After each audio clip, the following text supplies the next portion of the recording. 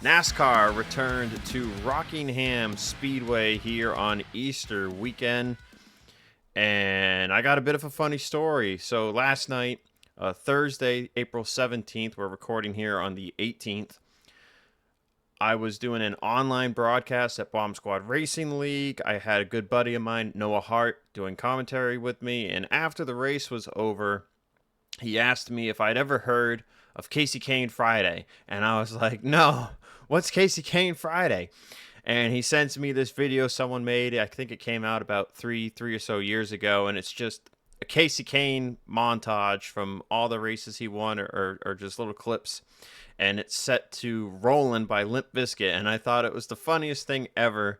And then so this morning, as I'm waking up, Noah sends me the video again on Messenger, as he said him and his buddies always do it like almost every week or something. So I laughed, and then I was sending it around to other people, and another good friend of mine, Marty Sakella, told me, "Hey, check the NASCAR Instagram." And I was like, "Okay." And I go to the NASCAR Instagram. I see on Thursday they had shared the finish of the Cup race between Casey Kane and Matt Kenseth from way back. And then I scroll up. NASCAR did their own Casey Kane Friday reel to "Rollin'" by Limp Bizkit. And I was like, this is the most ironic timing ever. I just found out about it, and then the NASCAR admin posted their own little spin on it. So Casey Kane Friday is officially canon, and I mean, what a way to start the weekend. So I'm your host, Zach Rogers. This is episode 5 of Who's That Driver, and I've got another great guest here today. A lot of friends of mine know him as the ASMR commentator. It's Mr. DJ Kurtis. DJ, how are we doing tonight? Doing pretty good. Truck race still going on right now, but yeah, just kind of vibing. Been busy with work IRL. Granted, I haven't been racing as much too, just because life gives you so many different curveballs throughout. So, I don't know how long I've stepped out for quite some time. It's been like months or so, probably even more than like a half a year now. But no, it's an honor to be here, man. It's nice talking to like anybody around, and being in the community for so long, whether you're doing offline or online, it's always just a pleasure to meet new people to and fro. I think the last race I saw you stream was like a fun race with like 10 people at Texas. It was like a full length race. I remember, I think I tuned in late one night, and y'all were doing that. You were like about halfway through or so. I think that's the last time I saw you do like a race stream. I know you have done some broadcast stuff for like IFAR and whatnot, but yeah, it's been a minute for you. Oh yeah, it really has. I guess it's because it kind of comes down to maybe the competitive edge for me isn't as big as it used to be back then. Like, oh god, I know, it probably could transition to some of your questions later down, right? Because knowing you, right, you come prepped up, but as a kid, you start off, you have that spark, but as you get older, maybe depending on who you are, and mindset's a big thing, right? Like, I kind of just felt like I had different callings in what I wanted to do because I love commentating, I love designing schemes. Those are kind of like, I feel that's kind of my bread and butter more than the actual racing itself. So, you know, um, you kind of find different alignments as time goes on. Yeah, we've all got our little different niches. I was always big on the offline commentary stuff, and then I got really big on wanting to be competitive in the online stuff. And offline, slowly transitioned away. Now I like doing online commentary. Online commentary is a lot more fun because the AI start to become predictable. Like you go to the tracks that you're going to get good racing, and you have an idea of what that good racing looks like from all the test races you've run over the years, tinkering the track INIs. So you know what you're going to get out of the AI to an extent. Online wise, you never know when someone's going to send it 3, 4, 5 wide out of nowhere just because, hey, why not? Like, let me go for it and see if this works. And if it doesn't work, then it's carnage, and usually get some fun calls out of stuff like that. So online commentary wise, I've definitely gotten more into this year, thanks to my good buddy of mine, Andrew Miller, being able to do stuff on his channel. And I've also done now 2 broadcasts on my own channel. So it's definitely been more fun doing online commentary. Racing wise itself, I'm still very competitive. I can win pretty much anywhere. But that has also started to get a little boring for me because, You start to just win all the time, and sometimes I just want to get beat. Yeah, you want that. You want someone to step up to the challenge, right? And in terms of like, piggybacking off of you, like with online commentary, the thing about it compared to, in contrast to offline, because I think a lot of people will kind of set the offline commentary a little bit different, right? Because I think some people will run the races. I usually do this with Hardy stuff or like any offline league most of the time. Like I'll run the race beforehand and then kind of do like post production. But with online, you're just doing it on the spot. It's a lot more, what's the word? Organic, right? It's a lot more organic when your raw emotions are going to show a lot more compared to that of like your offline, because you might have a little bit more of a script, a little bit more phrases that you want to be kind of clever with, some little tidbits. But with online, you're just kind of having to think on the spot with like the snap of a finger. Yeah, and with commentary too, I definitely used to do my offline stuff organically. Like I did it live, and whatever the outcome was, that was the outcome. No edits, just live, one shot through. I'd save the replay just in case I needed to go back and look at something I might have missed. But ultimately it was just one shot live straight through. Then I got into doing FPRL stuff with Napa, and I started noticing it's actually kind of better to just, I can run the race one day, make some keynotes, and then the next day or two later I can do clips and just only highlight the important stuff, and then I save the video length, I save upload time, and like you just have a little more editing you can do there. But also, the thing with just doing it live is if the game crashes, you got to start all over. So that was always a little concern at some of these newer tracks and the newer mods. There's a little more toll on the game. They didn't want to risk being like halfway, three-quarters of the way through a race, and then the game crashes on it. And the last like 40 minutes to an hour of recording you've done is just, you can't use it. Online-wise, if your game crashes, it's not really as big of a deal because, you're just going to jump right back in the server. Oh yeah, gotta wait a little bit, but once you get that receive failure throughout input level, at least if someone tells you that, then yeah, you could just hop right in, zip along like no matter, like nothing basically. So yeah, we'll get a little more into that too probably later. But first off, I want to just ask you, I ask everybody, what got you into motorsports, who your first favorite driver was, and which is your favorite form of motorsports currently? Okay, so I got into NASCAR 2007, so this is obviously end of COI era, introduction of the COT. First race I watched that I got a glimpse of was the 500. I think everybody knows that pretty well now. I think it's a pretty well claimed race for a reason, unless you're a Mark Martin fan or Stewart or Kurt Oof, Busch fan, yeah. right? I know that hurts because Stewart and Kurt had like the best cars before they wrecked down. From there, it was just a hornet's nest. It was Pandora's box basically opened, right? With then we had the photo finish with Harvick and Martin, right? Clint Boyer upside down. Um, I didn't really have a favorite driver after the 500. The first full race I would say I truly remember watching was the fall Talladega race, and I picked I had a feeling. There was some weird feeling. It was like a Time Warner Cable commercial. I saw it was Jeff Gordon burning it down.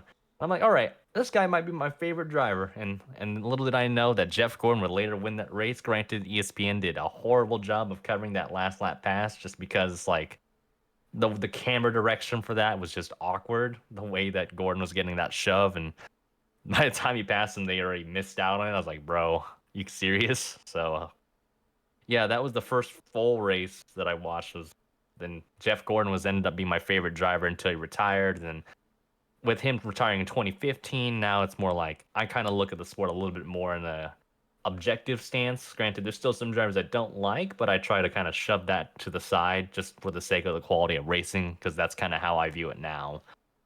In terms of the current form, I mean, I would say I really like F1 a lot. Granted, I'm not like gonna be like an elitist about it. I really do like F1 a lot. I do still love NASCAR racing. I still watch NASCAR for crying out loud ever since '07. So F1 I started watching 2016, but I mean, I'm really open to a lot of different forms of motorsports. Probably the only one I haven't really touched is like MotoGP, motocross. That's something I'll probably look into in the future. But other than that, yeah, F1 open wheel racing is kind of really the more entertaining part for me now. But I'm very open to a lot of different.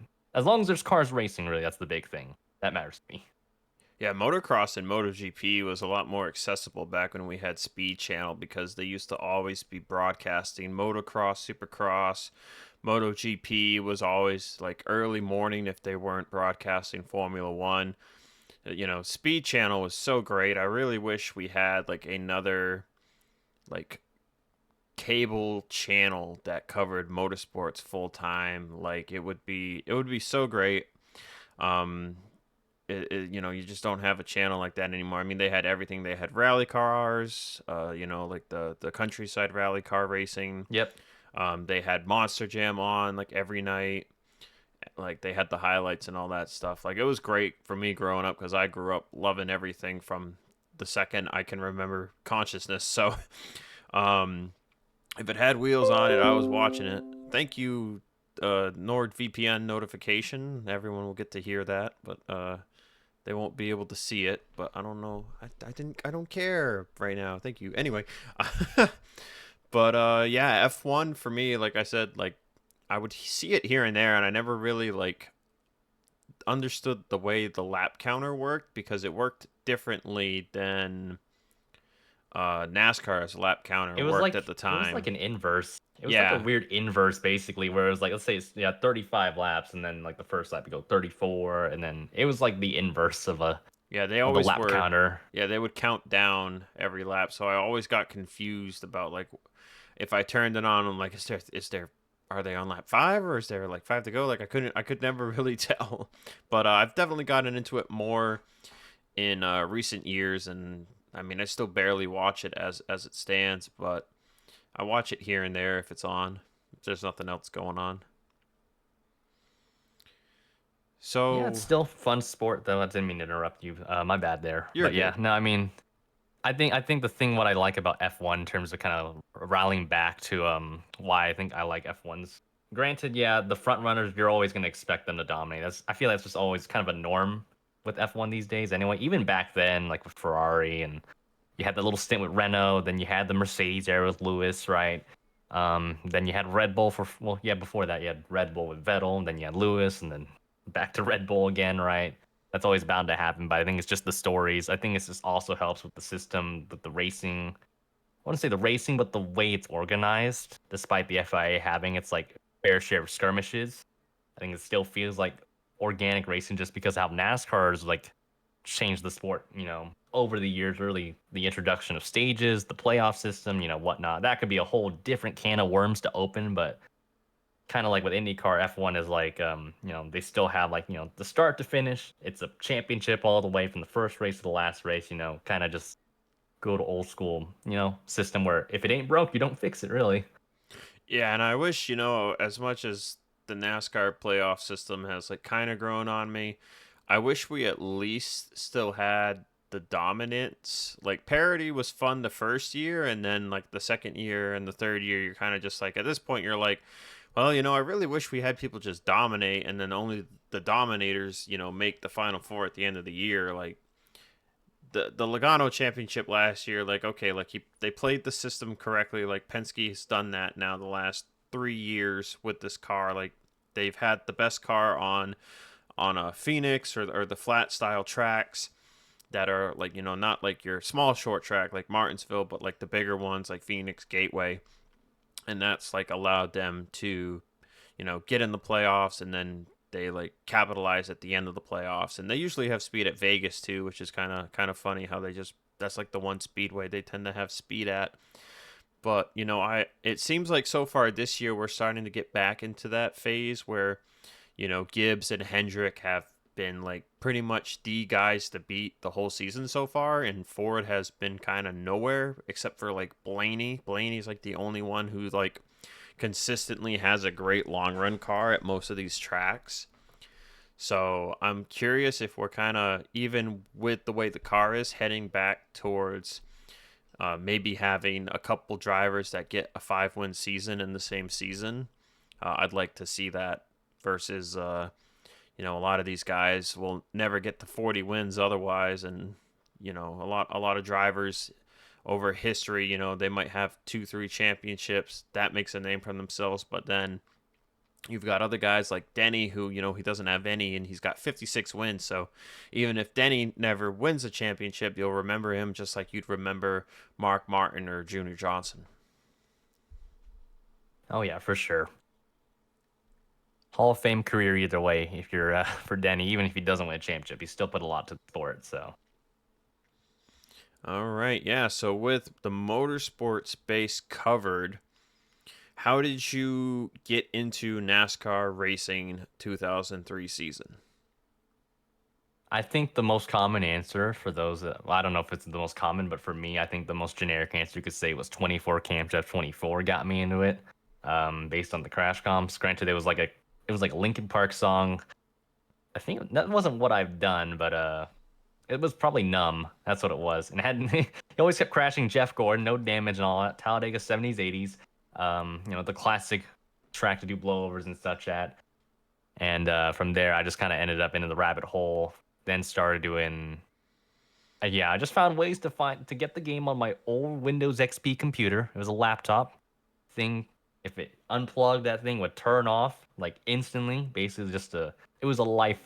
It was on life support. Basically, is this the right word for it? And then yeah, I know, not even kidding. Like I remember doing like an online race. I know I can go on a whole tangent here, but like this online race I was in, like in a pace slap, it just accidentally unplugged it, turned off, could not get back in the server after. It really sucked. But yeah, back to it. Yeah, the crash comp got me into the game. Then did a little offline. Didn't do like too much offline. I just kind of tinkered around with AI because I always wanted to figure out track I stuff. Well, not too deep into it, like just doing like 0.5% draft distance basically in the track I maybe like 1.4 bunching distance or some jazz like that. And then eventually just stumbled into the Open Speedway Open server when that was still around. I don't know if it's still around now, but the Open Speedway server when you used to like race with everybody else, just a Talladega, Daytona, probably like a intermediate track every once in a blue moon. But yeah, that was when I really opened my horizons in the NR spectrum. So when was that? What year was that about?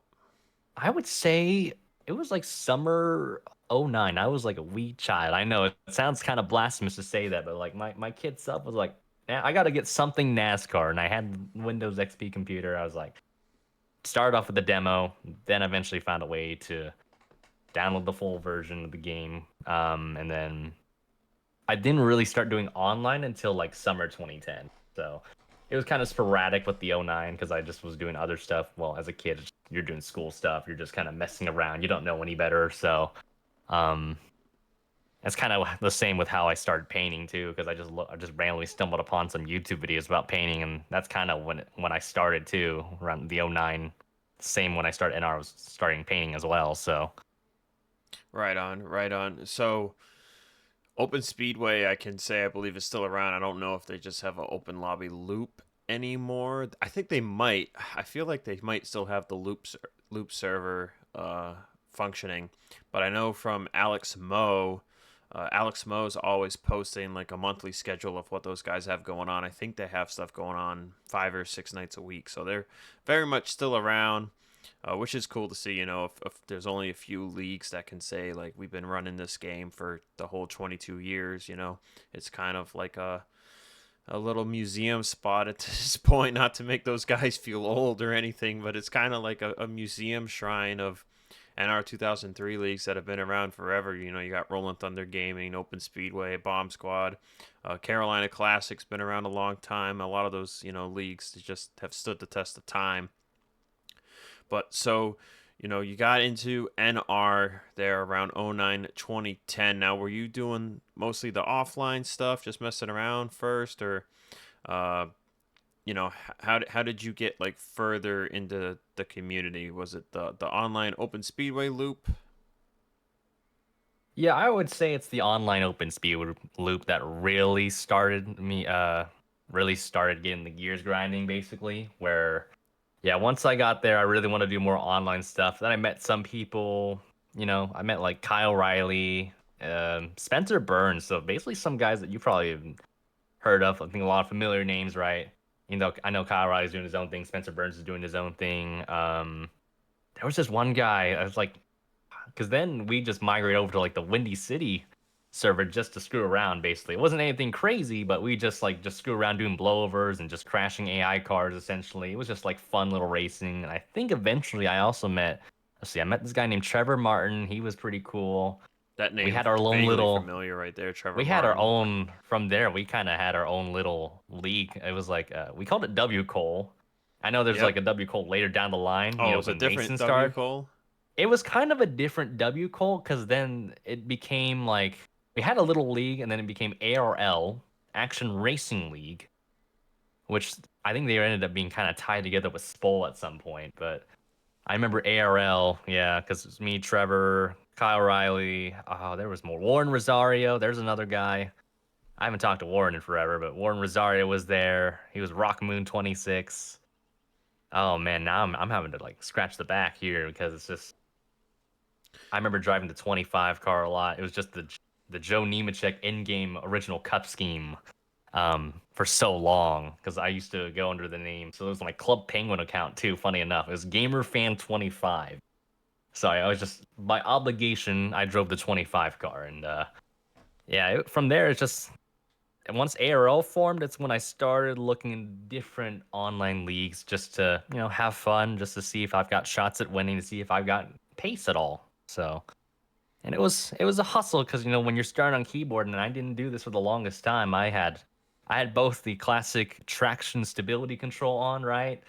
I had the steering assist cranked the F up. I actually started off. The funny thing is, I actually had that thing start at like 100, and then I eventually started you know, pushing it down as I got more comfortable. But eventually, also started taking the traction control. But that wasn't for like until 2011. I started doing that, so it wasn't for a little while. I found the speed, but yeah, once I opened up the horizons, I met like Spol with Sabetka, Will Wilson, um, Oh wow, William Will Wilson, what Espy. a throwback right Let's there. see, Mark Riggleman Jr. Oh yeah, Riggleman.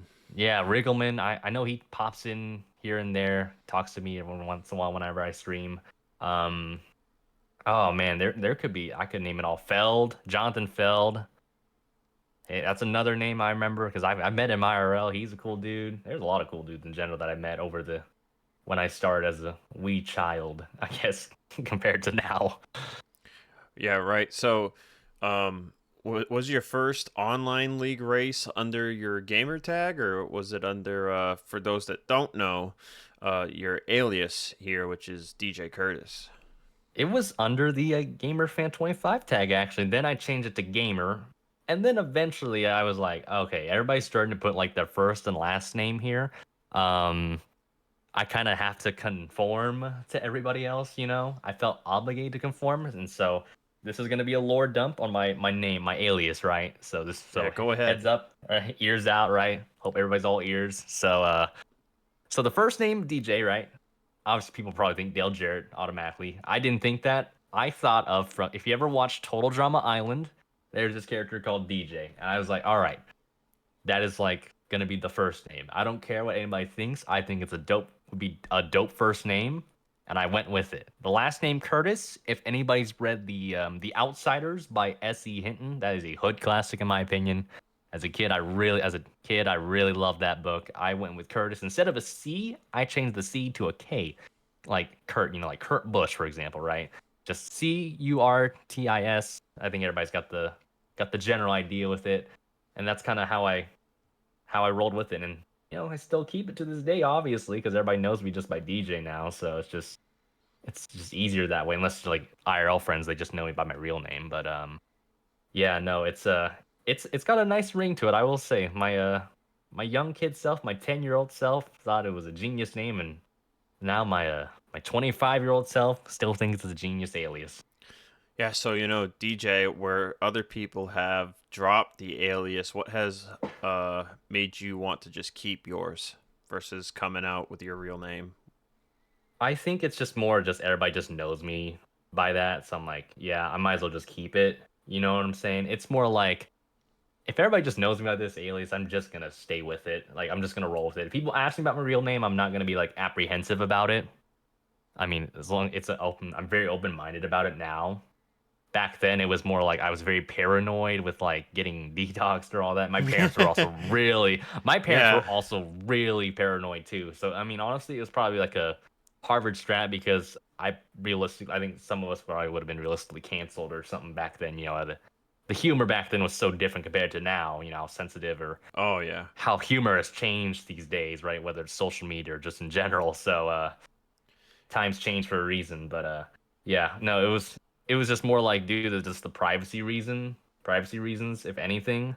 Um, Yeah, and I think the that's pretty much what it was. privacy reason was the same for Jovan Anderson. That's why Jovan Anderson raced as Richard Johnson for so long. Rick Johnson, Ricky Johnson. He kept changing the first name up, but that was like same thing for him. Is it was like a privacy, like not you're a teenager or whatever, and parents are all cool with you doing that, and you're like, but like they don't want your real name out there, so you come up with a fun little alias.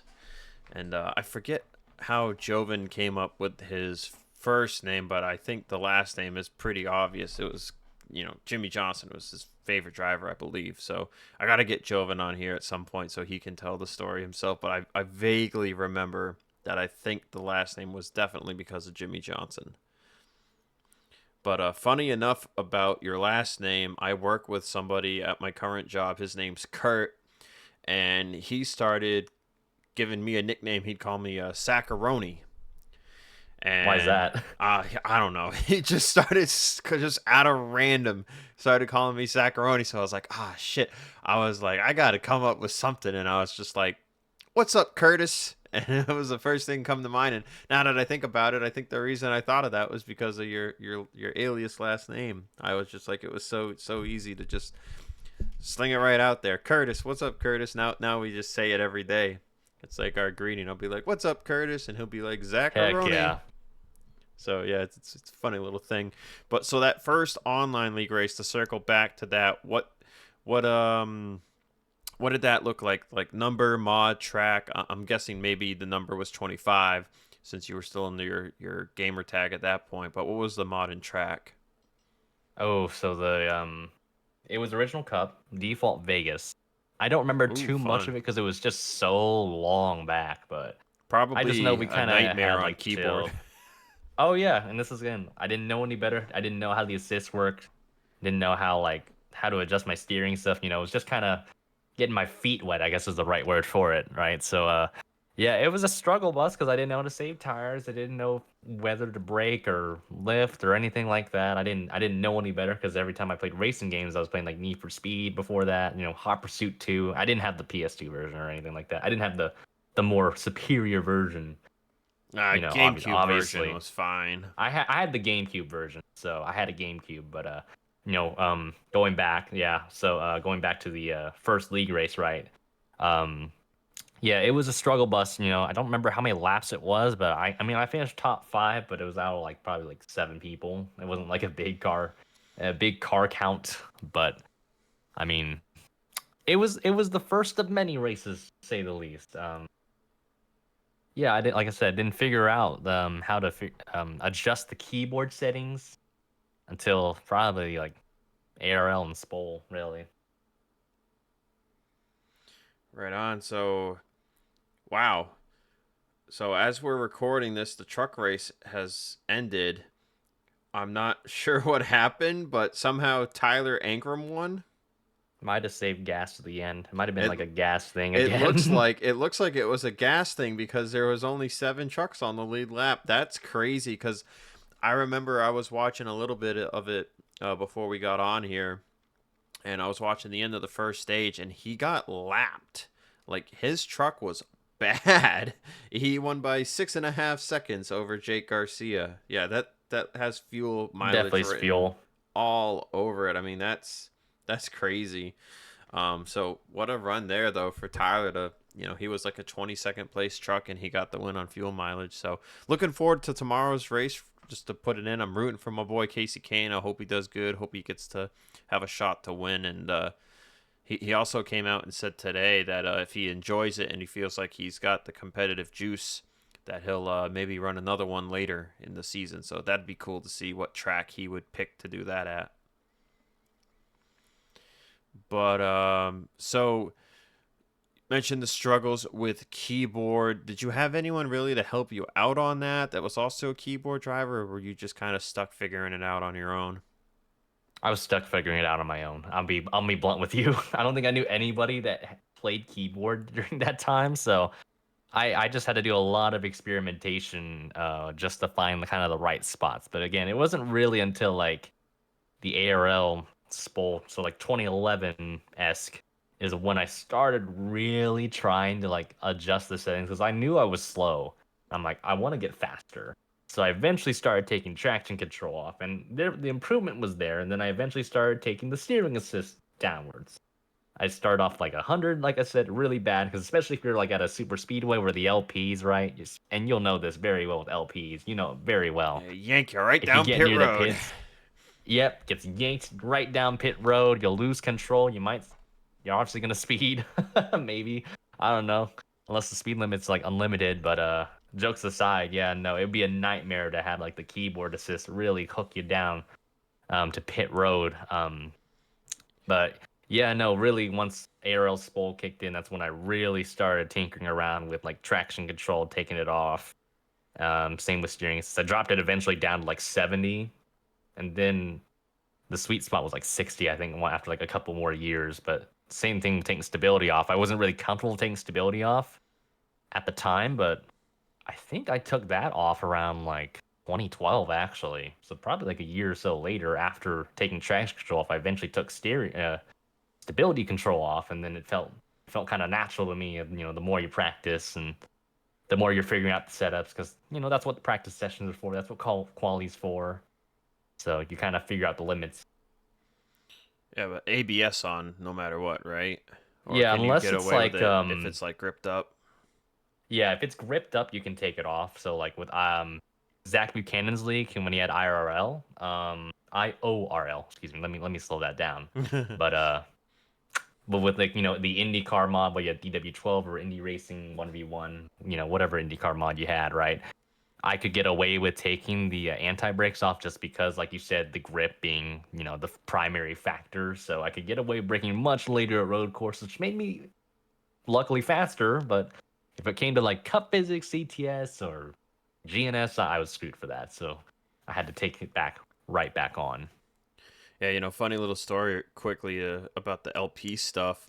Had Josh Moyers on here last week, and he actually went into a story about how back when he was on keyboard at one time, he got a little too close to the LP at Talladega or something, and it pulled him down, and he went spinning through the grass, came back up, killed like half the field. So those LP lines, a nightmare The scenario for the worst feeling.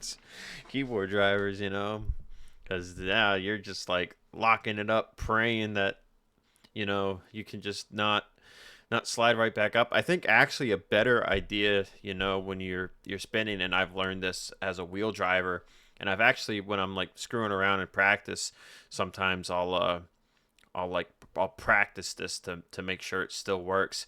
When you're facing away from the track, floor it. Just like hit the gas, floor it. Because even if you're in the grass, you still will like push your car in the direction it's facing. And then when you spin back around, you switch off and you slam the brake. And then if you're spinning fast enough, you can get back in the gas once it starts going the other direction again, and it'll start pushing you back that way. So I've actually managed to keep my car from hitting the inside wall a few times from employing that tactic. Jimmy Johnson did that at Dover one year in qualifying, if you recall.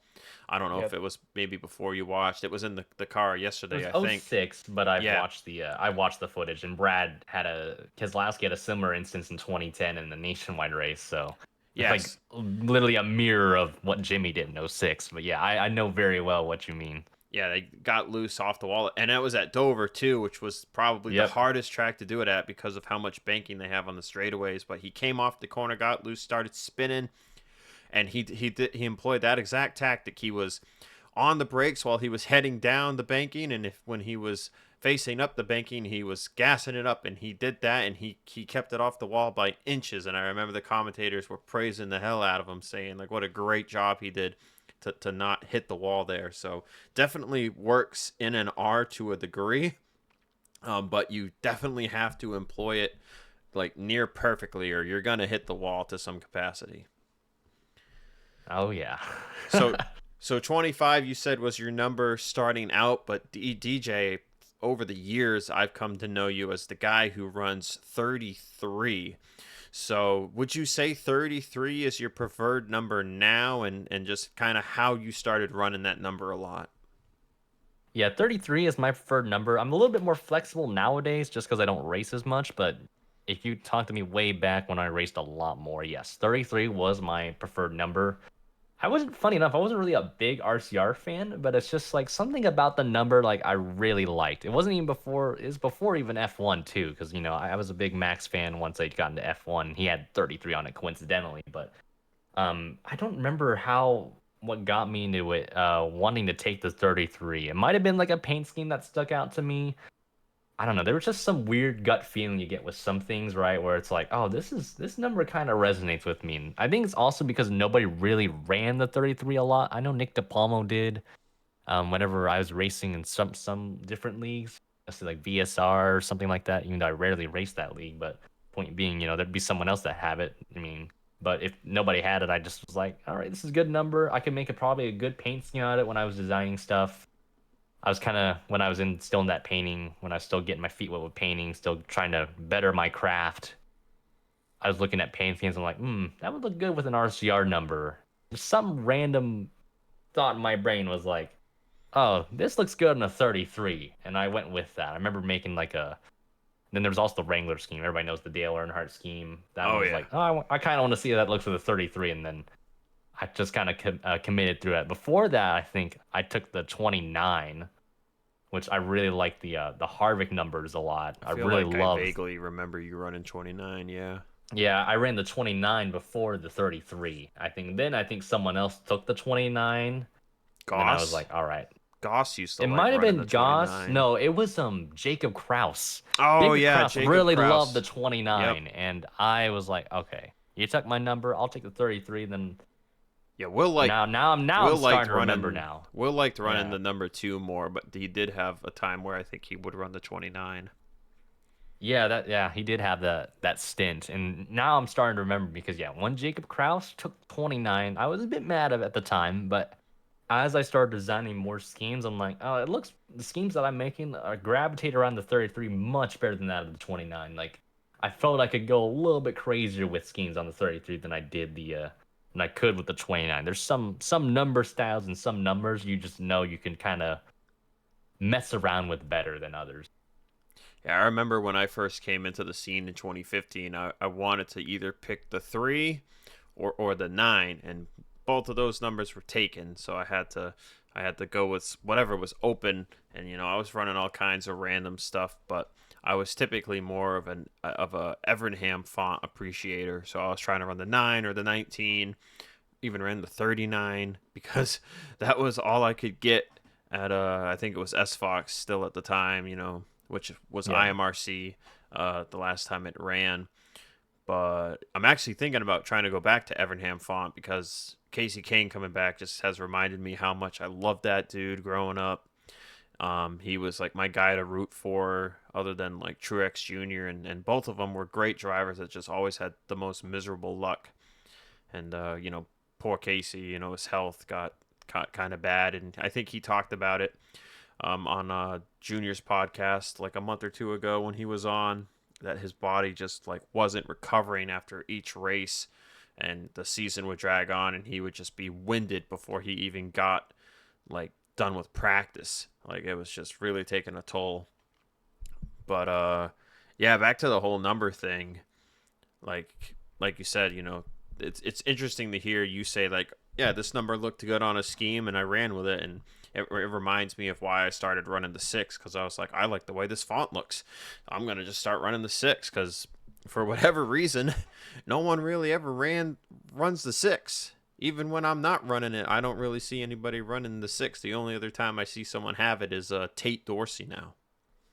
Wow, that's crazy actually. Six is a pretty good, especially the Roush numbers. Like, the classic Mark Martin six, that's a really good. I think it's one of the best looking like sixes, honestly, because I feel like I could And looking at a designer's perspective, I feel you could do so much around that number, like design wise with it. If the right sponsor combo and everything, and on a Ford. Oh yeah, I've got the Liquid Death iced tea car right now that Cody Lamas painted for me. It's got the Liquid Death skull right on the door, and we've got the number like right on top of it, and the skull has like kind of uh like long hairs to it or whatever, dreads almost to it, and it just looks great with the way the number fits on it. So it's a great looking scheme. So skipped one question I did want to ask you, which was what your first league win looked like, Ooh. if you Okay. recall. Everyone I'm should trying to remember look their back. first, but Yeah, it's been it a long was time, so. it was a Texas race. It was bowl. Oh, you Um, lucky son of a gun. You've got a Texas win? yeah, I do I have a don't even Texas win. I don't even have a Texas win. I'm kind of surprised by that. I A thought you at lot least. of I feel like you've won at every track at this rate, lot of knowing your bad luck. caliber. So funny A lot of enough, bad luck. What, you Jeff Gordon? funny enough, real quickly, there have been leagues that have been running Texas World a lot recently, and every race I've run at Texas World, I've won. So I've got 4 wins at Texas World in the last year, but I still can't get a damn Texas win. That's crazy. Like I said, knowing how fast you've been, how when I've raced you over the years, right? You're always so consistently fast. And I thought you at least have one by now, but yeah, marching back right to 2011, it was a spoil race. I had traction control off. The steering assist was still pretty high, right? I was driving the Swore card, and it was some base I got from Paint by Raw, so I wasn't fully great at the painting stuff yet. Still, again, getting into grips with it, getting into that transitional phase to where I'm eventually going to start making my own bases. Um, but I remember I was just holding on for dear life. I don't know who I was holding off. It might have been Will Wilson or William Espy, but either way, they were hounding me, and I was blocking like no tomorrow, like Joey Logano levels of blocking. Not to where they like wreck, but like I was gonna pretty say bad maybe blocking to Carl where I Edwards could have been blocking. I could have been like sent to the shadow realm for all I know. But no, I held him off on like a little bit older tires and won out in Texas. It felt really good though, and especially my old laptop. I felt really good. I felt accomplished. Like I knew exactly what I was doing. And this is also when I didn't have automatic shift, or when I did have automatic shifting on. So I hadn't changed the settings yet, to mess around with the gear shifting. So it was, I guess that's somewhat of a flex on a keyboard. No stability control was still on. Automatic shifting. Um, I mean, we still did game yellows at the time, so it wasn't like how modern league races are now, when you just, it's basically, they'll call the caution out, not as like an end game. But um, yeah, no, I mean, it was crazy. Like my freaking, I think it was like past my birthday, so past May, but yeah, my 11-year-old self was like, "Oh my goodness, I pulled it off. I could not believe I won an R race." I know that's crazy to think now, because later down the line I won a lot more, but that first one is something you'll never forget. Yeah, so you were born 2000? 99. Okay. Because I remembered you have the same birthday as my cousin, but my cousin was born in 2000. So that's kind of funny. Funny little coincidence. But yeah, so for me at Texas, the last time I ran a race there, we were running Game Texas with the original Cup mod. I saved my stuff for a long run, got the lead about halfway through the run. One guy had run out, was just pushing it as hard as he could go. And I got the lead from him, and I was looking good, but we had a late caution with like 8-7 to go, and it turned it into a shootout. So I pit. I didn't want to bury myself because I knew people were going to take two. So I took right sides only, and then I had a more inexperienced driver restarting in front of me. So Oh boy. I gave space. Like I'm gonna get a better restart. I'm gonna give space because I can't pass to the inside before the line. Did all that, and I cannot believe I did this, DJ. It's the most freak thing I've ever done, but I misjudged the netcode gap. I turned to his inside, and I thought I was gonna just go right to his inside, not even touch him, and I hit the netcode gap right on the edge without even touching his car, and it spun me to the right into the outside wall. I was like, you have got to be kidding me. What you're I, saying is that you bumper grabbed off of him I and like bumper grabbed off of him by like half an inch. Like if I that's was tough. half an inch more to the left, like I would have been fine. And like that was brutal. Another one that got away that was a really good shot for me was the fall Texas Cup race at Bomb Squad. I had the best setup. I was holding off Joven and Brandon Hawkin. I had figured something out with the setup at the time that a lot of guys know about now, where it wouldn't step out as loose on me off of turn two. That was one thing a lot of us always struggled with, is we would get super loose off of turn two about halfway through the run or so. But I had figured out a technique with the setup and how I was throttle controlling it to where I wasn't getting that loose, so I was able to just plan it and come right off the corner. That race we had a caution again around like 6 to go, and it was strategy pandemonium. You had like I think we had one or two guys stay out. Some two or three guys took two, and I took four, and that had me restarting in fifth, which we did do double file at the time. One guy right in front of me spun right down the track. Caution came out, so it turned it into a one lap shootout. I ended up being on the outside of somebody in the one. He got loose, sent me straight up the racetrack. I kept it straight, but like the chance to win was gone. And then add insult to injury, I go into turn three with another guy to my inside, and he got tight, drifted up, and just completely junked me. So the end of that race was awful. But sum it up, I mean, something typically happens to me at Texas. I'm typically running in the top three the last few times I've been there, but something goofy always happens. So for fast, I've been winning a lot at fast on Sundays. So the last time I was racing Texas there was in the end of the 2023 season. I missed it last year because they ran it so early, and I didn't race until May. So in 2023, I was in a decent spot at the end of the race for a restart, and on the restart, somebody lagged forward into me and dumped me down into the grass. No caution, and the rest of the race went green. So I was pissed. Ouch. I was pissed. So yeah, like the last three chances, the three big chances I've had to win a Texas Motor Speedway race, something has happened. It's funny. I used to always think my cursed track was California, because I would always run good at California/Auto Club, and then something like I would make a dumb mistake in the race or something would happen, and I'd never get that win. Well, the California bad luck has mostly gone away. I got a couple of wins there last year, but then I also had a race where the bad luck curse came back, and I got junked right off the final corner trying to pass for the lead because Moyers, who I was racing, he got tight, put it in the wall, and he bounced down enough to where I was close enough that we made contact, and it wrecked me, and I didn't get the win because third and fourth were close enough. And Kansas was another track I never typically won at, and that's kind of been wiped off the slate too. But yeah, Texas is like the one track that I've got it circled. We're running there for fast in 3 weeks, or so 2 weeks from this Sunday, because we're running the Red Bull Ring Sunday, which has never been run online before. It's a new track. It'll get released at some point down the line. It's pretty much done. I've done LP stuff for it and whatnot. And then we have Dega, and then we have Texas, which unfortunately I think we're running New Texas, but that's what we ran in 2023. So I'm feeling pretty confident. And then if I don't get that one for my league on Saturdays, XRA, no one showed up to Phoenix a few weeks ago, and I threw it to the end of the schedule to try to see if we could get it in again, but I might just flip that and run Texas instead. So it'd be kind of funny if I got it in my own league, but I'm hoping to get it at fast. Yeah, I think you got this. Just trust the process. You know what I'm saying.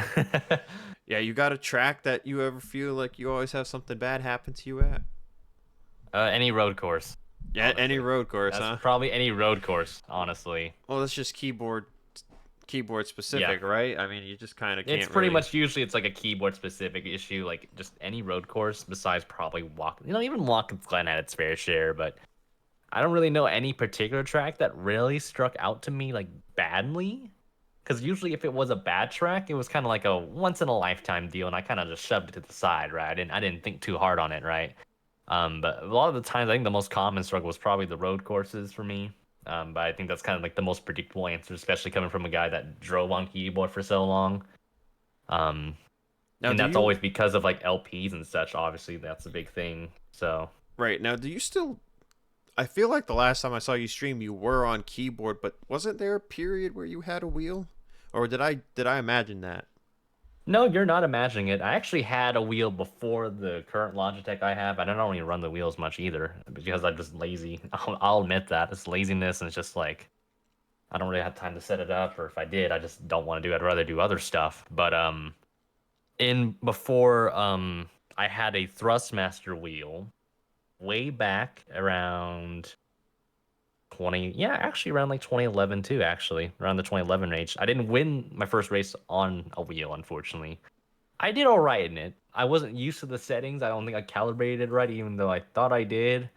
um I had a brief stint in iRacing with the wheel too, just for fun, and I'm thinking of touching it back again just because of the ARCA car, right? And I love me a tight race car, right? I love me a car that's kind of understeery. I'm very bad with setups that are that lean towards the rear because my throttle controls is never really the best. And Mm. I know it's kind of crazy to think about because I think you've known how I've You're on raced right in the keyboard. past. I'm very conservative too. And yeah, keyboard you can't feather the throttle and such. You might have to tap it like a dozen times where maybe the throttle on the replay looks like it's having a seizure or something. But but no, like with keyboard, right? You can only go like 100% input. That's kind of like the disadvantage. One of the disadvantages you have in having to adjust to a keyboard over to a wheel is the wheels that you can at least tinker around with your throttle and brake control. Keyboard, you kind of can't really do that. You can, but it's very hard to. You can't. You just have to like keep tapping at it basically, or just let it coast.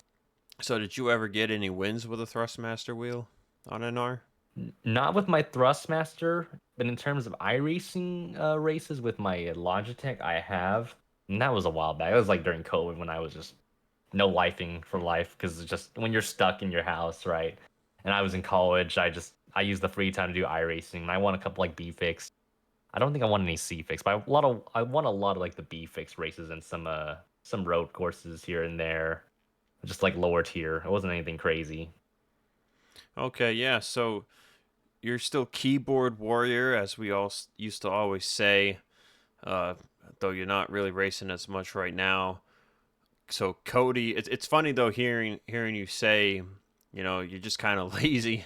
Cody Lamas, as both of us know, he's got one computer where his wheel is set up and he runs iRacing on it, and then he's got the other computer where he's like it's his like painting computer, and he runs an R on it. So he's kind of like just doesn't want to get a wheel for an R because he wants to just remember. He just wants his muscle memory for wheel to be iRacing related. So it's a interesting, like it's kind of similar, but also like a little different between the both of you. Oh yeah, for sure. Yeah, because like I think it's like different the way it feels in steering in NR compared to Iris, and I can't really vouch for that because I haven't really touched the wheel in like a good bit. But I think what Cody said a while back is just they feel a little bit different on both ends.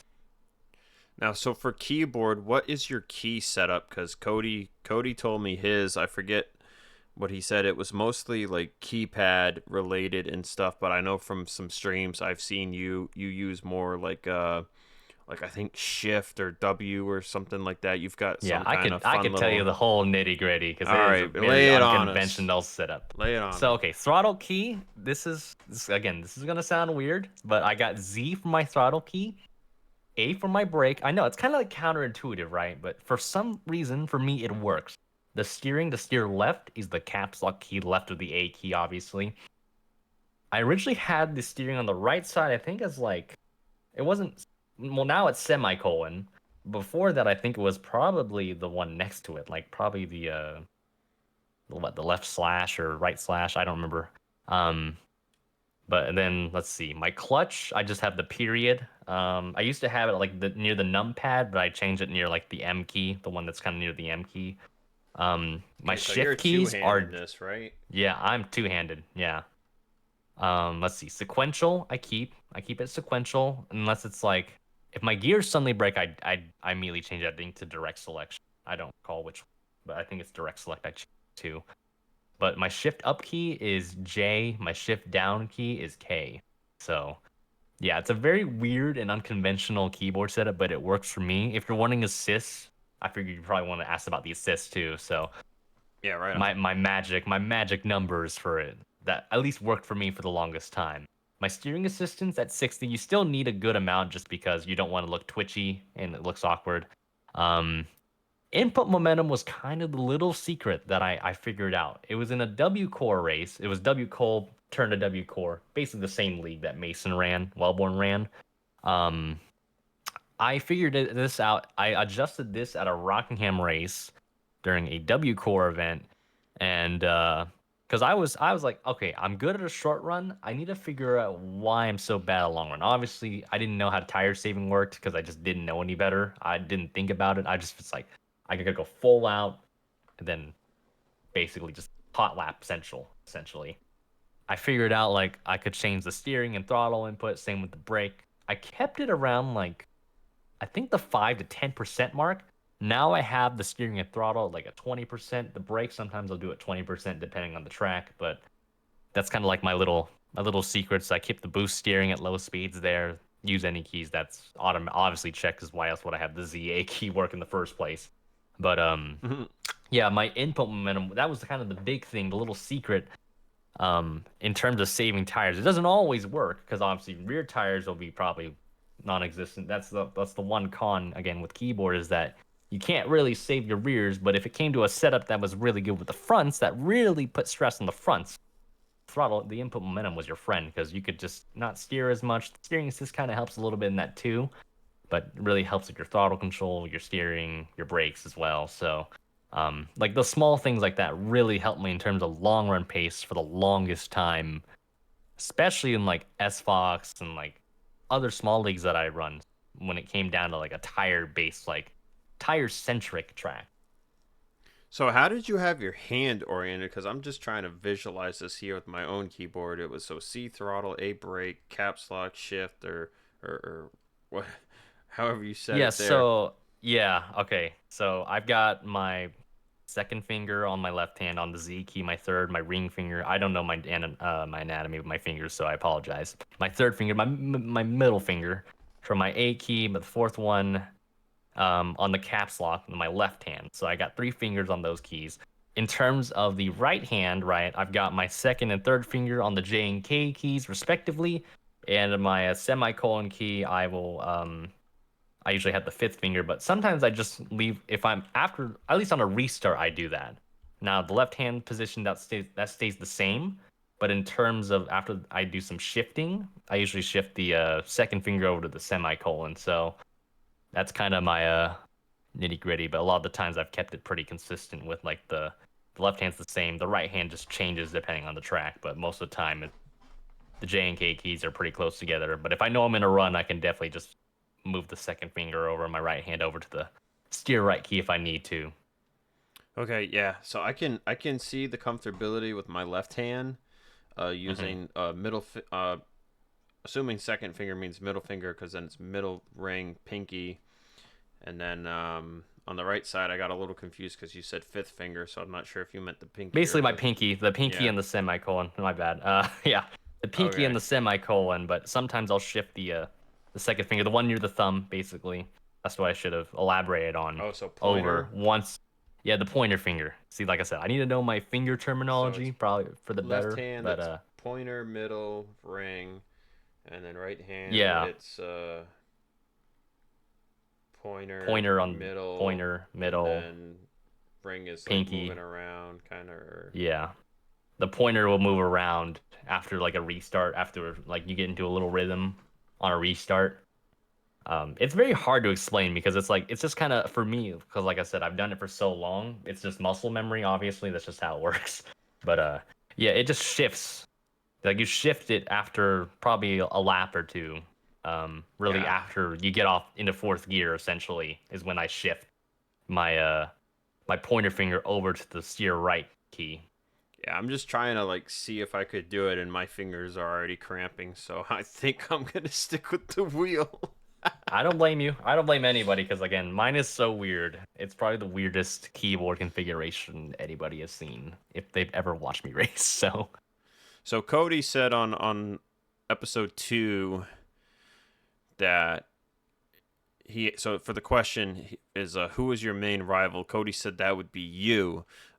Would you say you can reciprocate that, or do you think that maybe there was someone else who was a little bit more of a rival for you? ooh, I think Cody's up there, but I think my main guy that I really fought a lot against was probably Schwallenberg, Dylan Okay, Schwallenberg. interesting. Yeah, we clashed a lot in S Fox. I think there was a season we literally kept wrecking each other. So like he was in the 22, I was in the 33. I didn't like the way he raced me, even though it was fair racing. I just got really impatient with him at times, and oh man, there were moments where I'm like, oh man, I could just send you. So this is a I'm not like negative that, rival. So this is funny but because it the wasn't. question is It's all fun now though, the but question it's is all fun and usually games. who the rival was, positive or negative, and most people just give me a positive one. But I mean, in the I'm not moment, afraid to sugarcoat it it though. was a Yeah, bit I'm of not a afraid to negative sugarcoat it. rival. Because there was, oh man, there was a time in Dover, I felt I got walled by him. Like, I think he kind of walled me. I might have just put myself in the wall. It was down the straightaway because I saved my tires way better than he did, but he was holding me up like Ryan Newman style, right? Like, bro basically had the wall of China in front of me, you know, that dirty air bubble, wall of China right in front of me. I was like, dude, screw off. I think I hooked him. I didn't really hook him, but it was more like, when you get a run off the corner, right, and you try to get behind, you try to slot in behind, you Hmm. know? I did that with Schwal at Dover, and I turned him around, and I was like, I just tried to merge back in. My excuse was I tried to turn back in behind you, and then there was another instance. I think it was at Pigs Creek, Pig Stadium, and this one was just more of an accident, if anything. I think he literally was getting loose or something, came down, or he was coming down. I had a full head of steam. I just did not lift, and I just spun him around. It was really funny though. Oh man, and then it was Texas too at an IMRC race. And when Xbox became IMRC, when we just raced each other really hard, I got tight and I spun him. I spun him in turn 3 straight up. And yeah, granted, yeah, it comes off negative though, but at the end of the day, like, when you look back, it's like, oh, we raced each other. Yeah, granted, we raced each other really dirty, but we got over it really fast after we let ourselves cool off, though. That's Most good. of the time, Dylan was more like, oh, man, why do you keep, out of all people, it's always you wrecking me. So it's like, I don't know, just, you race me so hard, I'm like, dude, I'm getting sick of it. I didn't intent wreck him, but it's more like hard racing. Again, Dover might have been the only admittance I would say I've intent wrecked him. Um, but nah, I love him, bro. He's a good friend of mine. I know you and him don't have like the best history, but Oh yeah, he and I have been. that's I a know that's dark a. road that we're not gonna I know, I travel know. I'm upon. not gonna But tread over that because that's a walk on an eggshells, obviously. But oh, I that's mean, a you already very know me dark well road. enough. I'm friends with like most. I think it's very hard for people to, I guess, hate me. That comes off egotistical, but point being, I think most people really like talking to me. You're Or chill. Yeah, you're very yeah, chill. I mean, yeah, it's funny. I think it's actually kind of funny that you mentioned that Schwallenberg was the rival in that sense, because he's such a good friend of yours, right? yeah, I never would have thought that y'all had like that stuff going on back then. yeah, and like, yeah, Schwal and I, like, we just raced each other so darn hard. It was like he's probably the one that kind of pushed my buttons a lot more than other people, if anything. Uh, yeah, Cody, like, we is more mutual respect. Like, he's like the definition of a good rival too.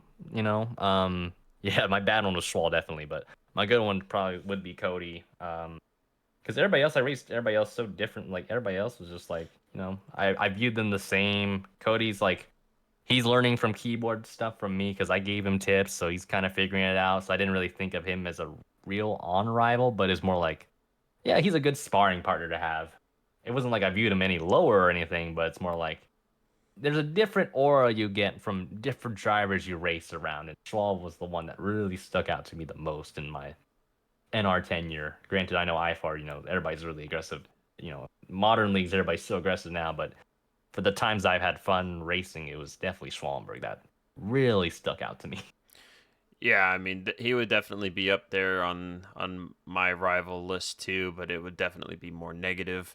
Him and I were very. We had some good racing moments. Like there was a Watkins Glen IMRC race where it came down to strategy, and but we were like bumper to bumper pretty much the whole race, and we had a pretty good fun time. And then it came down to strategy. I ended up taking fuel only, and I got like about a 6 or 7 second gap. There was only like 4 or 5 to go, and he tracked me down a little bit, but he just couldn't quite get back to me. Not enough laps. So that was a good battle we had, though. That was a positive one. But another one that would be comparable to Schwal, though not as negative, at off the track, was Justin Malillo. Justin Malillo and I, for whatever reason, there was one season at FTF where we could not stop getting together, and it was all me. I just kept getting tight next to him or whatever and wrecking him. And oh man, that was I remember he would get so mad and just yell at me and everything. And there was this one time where we were at Auto Club, and it was a good multi-groove track that they had set up. Everyone was running all over the place, and I was running one lane off the wall because you could get a huge run on exit, and not a lot of people were running up there. So, a little bit of clean air. And he got next to me going down the front tri-oval, and I didn't want to turn lower for him to turn lower too. So I just went straight into the corner essentially and held that second line from the top, and he turned down and bounced off of me and went right in the wall. Oh He no. was so pissed. He was so pissed. Oh man. Yeah. I mean, they're doing great over there though on iRacing, and Justin, of course, working for iRacing now for the e-coke journalist stuff. So I'm happy though to see Justin succeed. I mean, it was never anything personal or meant to have been personal. In the moment, it definitely probably became that way, but like in the end, it was all just really bad luck.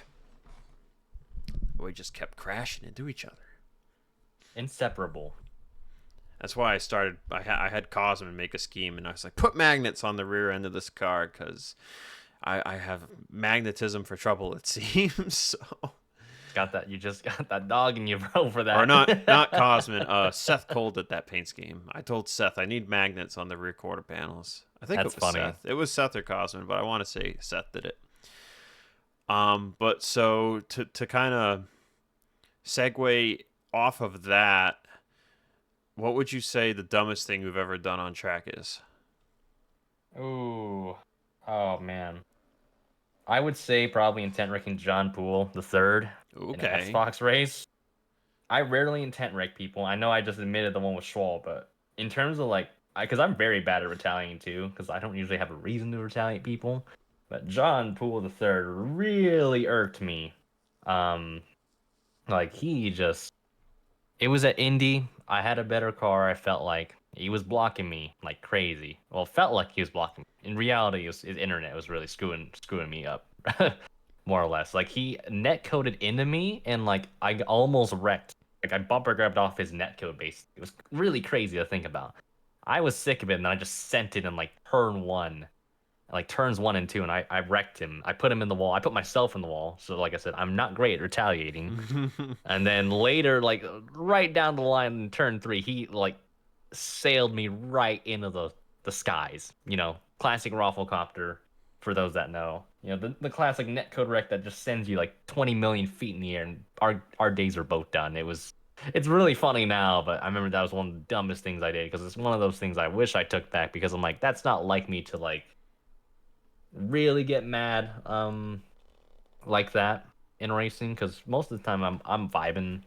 I'll get frustrated. Like not any other racer, you're gonna get frustrated, but in terms of mad, where I didn't think rationally, yeah, that was one of those I wish I took back. But I hope he's doing good today. Actually, I know this is years back, and we're pretty much way over this because we're grown adults, but Oh yeah, it's been that years, was you know. definitely one of the things I wish I took back. Another one was probably in W Cole. I was not paying attention. This was at a Richmond race, and I accidentally just hooked Brandon Lawson. I literally just me not paying attention. Mhm. Like I hooked right into Brandon Lawson, spun him. He was like, "DJ, why'd you do that?" I'm like, "Oh shoot, I did not mean to do that. I literally did not pay attention. Like I accidentally pressed my finger on the steer right key and hooked you. I literally did not mean to do that. Like I genuinely felt so bad. Like, and it was on a straightaway, luckily, like under caution, but it looked really bad on my end for that. He just took the right. Yeah. Um yeah, it's funny. I never had accountability for not paying attention to, cuz I used to, I used to not be as fast as I am now, so like 8 9 years ago at FTF I'd always be taking forever to catch up to the pacing line, and I was always bad about like start slowing down as soon as you take the yellow. Like, and I would always slam the brakes later. I just wasn't paying attention, and I would like catch the cars and think they were going faster than they were, and then like a couple of times I just plowed right into the back of somebody like a moron. I don't know what I was looking at, what I was doing, but I just plowed into a couple of guys a couple of times and always got myself secondaries, and I was always like, for whatever reason, those were the times where I never took accountability. I'm not really sure why, looking back. I mean, they were absolutely my fault. But it's funny you brought up Indy and S Fox, because I remember my first Indy race at S Fox. I got mad at Tim Smith for joking with me. So I think you've told this story before. I I think I hooked, yeah, overheard it one time. You hooked him, right? yeah, And I we didn't. I don't I think I was an admin at the time. I don't recall, but I think you got away with it basically, Yeah, I from what I got away remember. with it because Yeah. I was on controllers, and I didn't really have, I wasn't really good at holding a line at the time. But I remember I think he was like, "Oh, bro thinks he's Dale Earnhardt or something." I forget if I was running the three or not. I think Um, you might have. I think but you might have. I like went to his left down the straightaway off of turn four, and I like just like made it look like I wasn't holding my line, and I just like got the perfect like left quarter panel hook and hooked them down the straightaway, and yeah, I got away with it. But then later in the race, I ended up having stuff happen with Zach Buchanan, and that got me ejected. So all stupid stuff back then.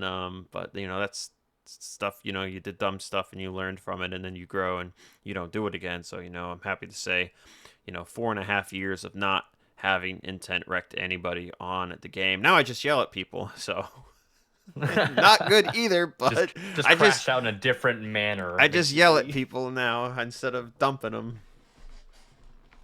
But yeah. So I actually haven't asked this question. I'm not sure if you would be the type who's ever done anything like this, but have you ever said something really stupid during or after a race?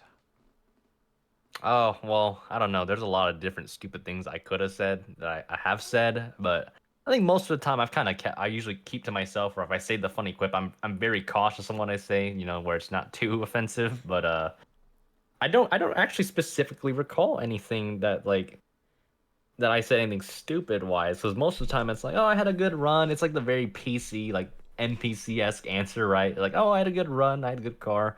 Oh, what could I have done differently, right? That's usually what I've done every time most of the time whenever I've raced anyway. It's more like a self-reflection kind of thing than anything else. Or if I get wrecked, I'm like, it is what it is, or I'm mad and then I get over it. But no, there hasn't really been anything where I've said anything stupid outside of that.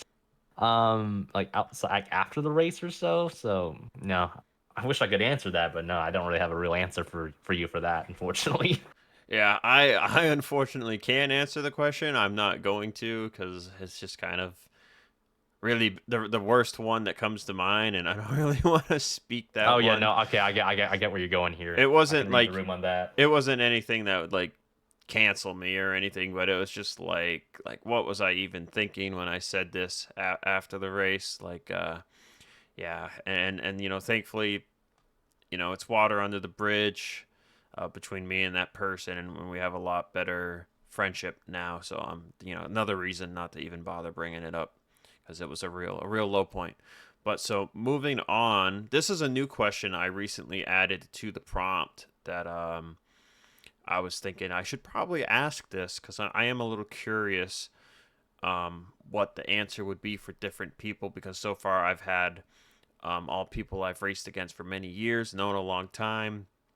What's a moment between you and myself that you can recall? Whether it's a good moment, a bad moment, or just like a moment.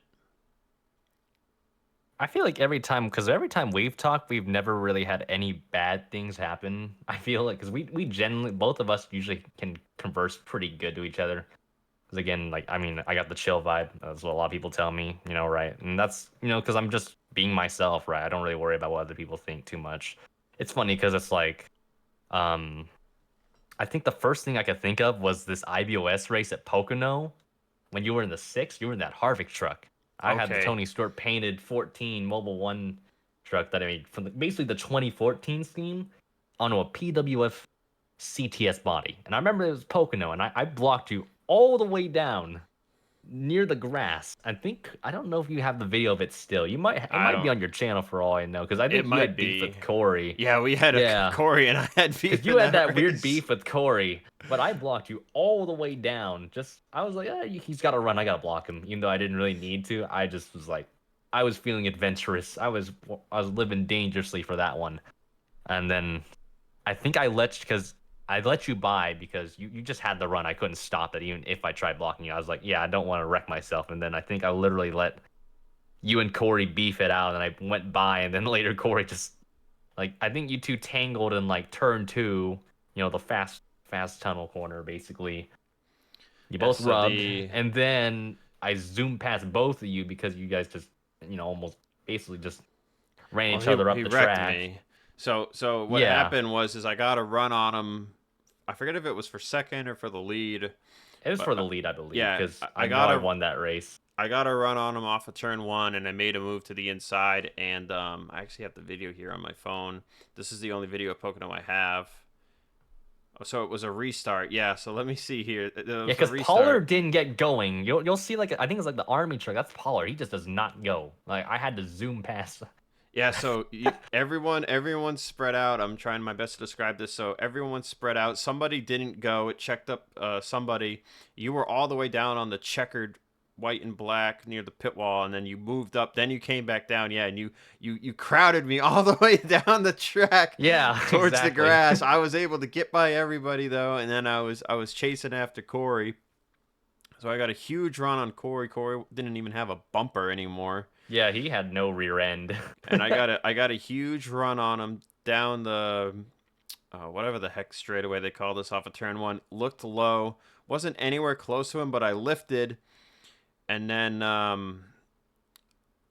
had bad internet at the time, Yeah, I think it and was it like a would weird netcode wreck. Yeah, like a yeah I weird would netcode contact. I would randomly, like, everyone would randomly disappear on my screen for like a split second, and then they would come back. Hmm. So I was like right on his bumper, and when everyone disappeared, next thing I know he came back in, and like he was spinning out. I hit him in the left front. He got in the wall, and it straightened him back out. You drove by us both. And then Yep. we went into turn three, and Corey just said, "You're going around," and he ran me over full send into the corner. I remember after Corey was like, "Oh yeah, I remember," and I was like, "That boy needs to be taught a lesson." He said, Dude, Corey's a "I'm gonna funny dude send him." too. So that was I that. love Corey. And that's like the first time somebody intent wrecked me, and that was forever ago. I don't even know the last time in a race that somebody has intentionally made contact with me. It's some people. That there's one guy recently who he was upset about something that had happened in a previous race where um the driver of a 77 car blocked me all the way down the back straightaway at Texas World, and I decided, well, I'm not lifting, so if I hit you before the lift point, like, all bets are off. Goodbye. And sure enough, it was right at the lift point that I like hit him, and it spun him around, and he goes flying up the track, and it killed him and this other guy. And the other guy wasn't happy. So the next time we were on a server practice together, this dude wrecked me like 3 times. Like anytime I was around him, he'd be like, "Oops," and he would just like drift straight up and wreck me like in practice. And I was just like, "What are you doing, man? Like, come on." But nothing has happened in an actual race. So, but I will say, and this might get me in trouble down the line because I typically just say and do how I like now. I try not to get mad, but typically it just kind of happens. It's natural. If I think it's if natural like for anybody to get if mad. I feel like if I feel like it's screwed over, like I can talk about this story after. But Sunday I got really screwed at fast at Bristol. But like that's typically only when I really lose my mind is when I get screwed over. Crap, what the hell was I gonna say? But yeah, I mean, unless it's something crazy, like I don't get mad at it. Oh, yeah, so this will get me in trouble.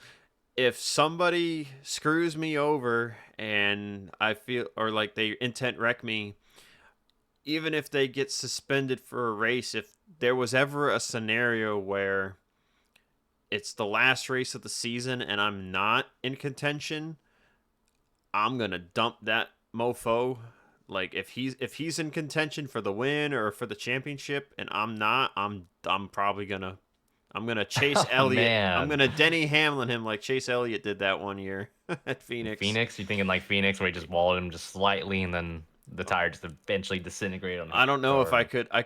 You can't give someone a flat in NR, so it would have to be no, don't maybe work like that. going in. You're going into the corner and you just like you missed the breaking point by that 20 feet that you Just slightly, didn't right? need. You missed it on purpose, right? But it's just that 20 feet. So if I missed the entry a little bit, go up and I bump you all the way. I just side bump you right up into the wall and you lose 5 spots. Like, oh well, you're still straight, so it's all good. But if it's with like 5 to go, you're like, what the fuck?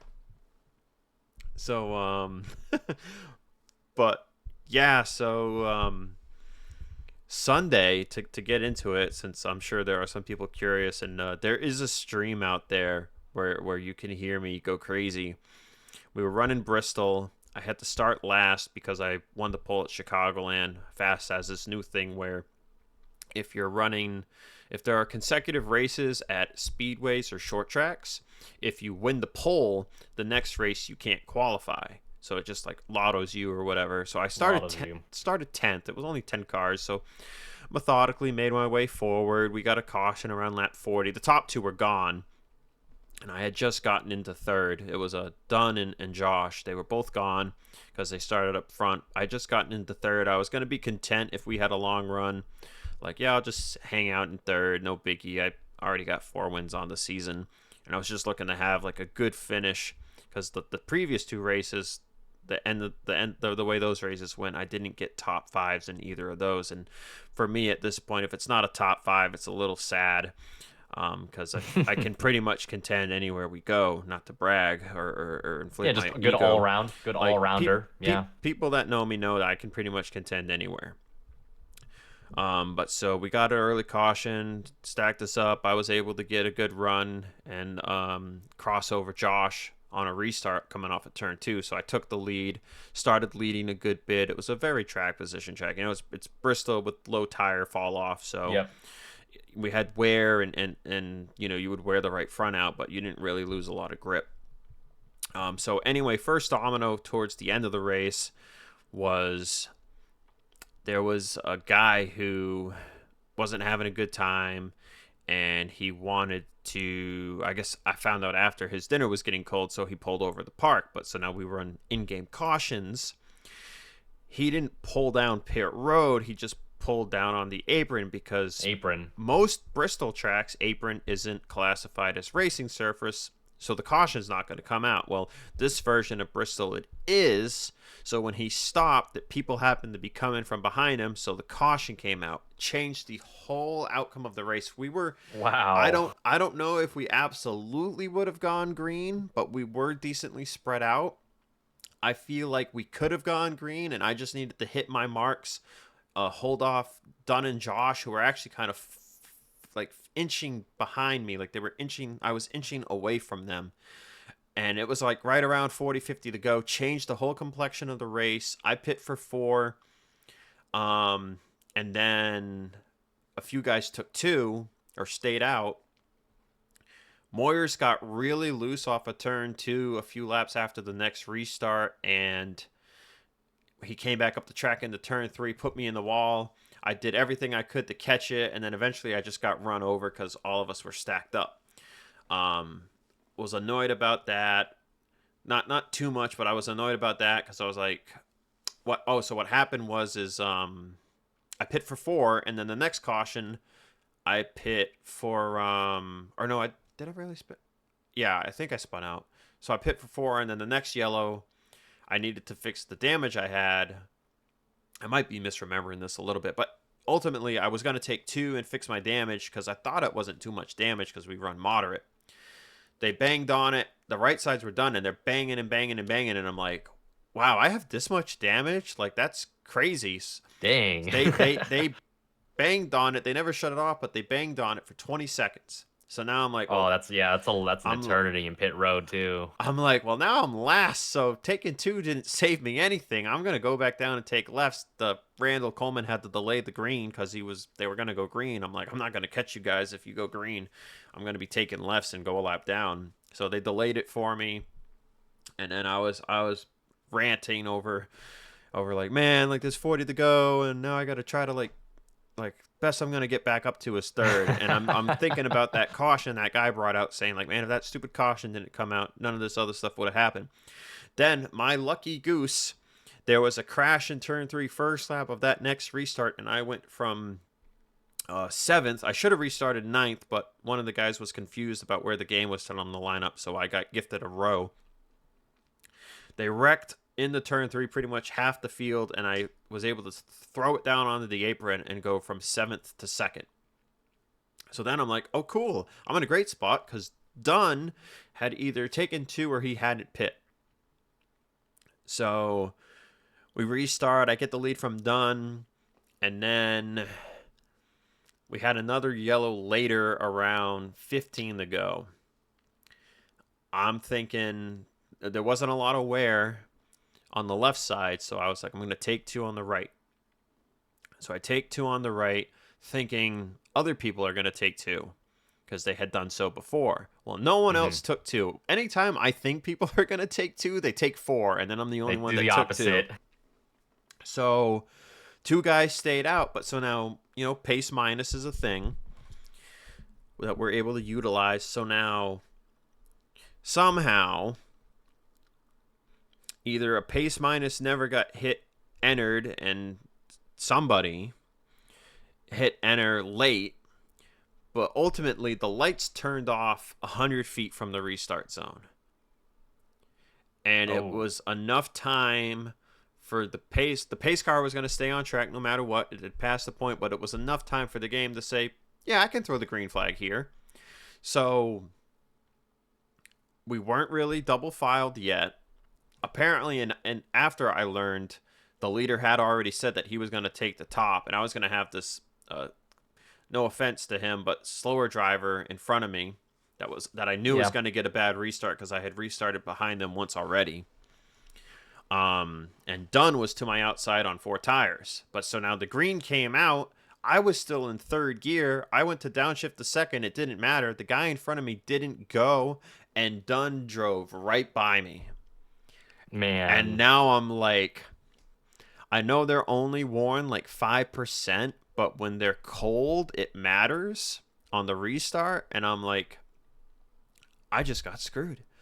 I just got completely screwed. And I'm yelling at Randall. I'm telling him, no, you got to abort that. That's not right.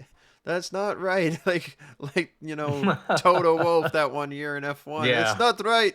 It's not right. It's so not right. But Randall's like, I think we got to keep it. And I was like, you got to be effing kidding me. That's BS. And it's all on Tyler Stallhood's stream on YouTube. And ultimately, we ended up having another yellow, and I was able to restart second. And then, like with Martinsville at the end, I shot myself in the foot trying to get the lead on the restart. I crowded him too much, bounced myself into the outside wall, and barrel rolled down the back straightaway. Ouch. So I didn't claim that in the moment because I wasn't sure. But I did claim it in post, so I ended up with a ninth place result. So the last three races have been all outside the top 10 results. But we're going to a road course, so I'm feeling good Sunday. But knock on wood, I think the last few episodes I've hyped myself up, and things have not gone the way I thought they would. Chicagoland the week before, we had three quick yellows in the beginning.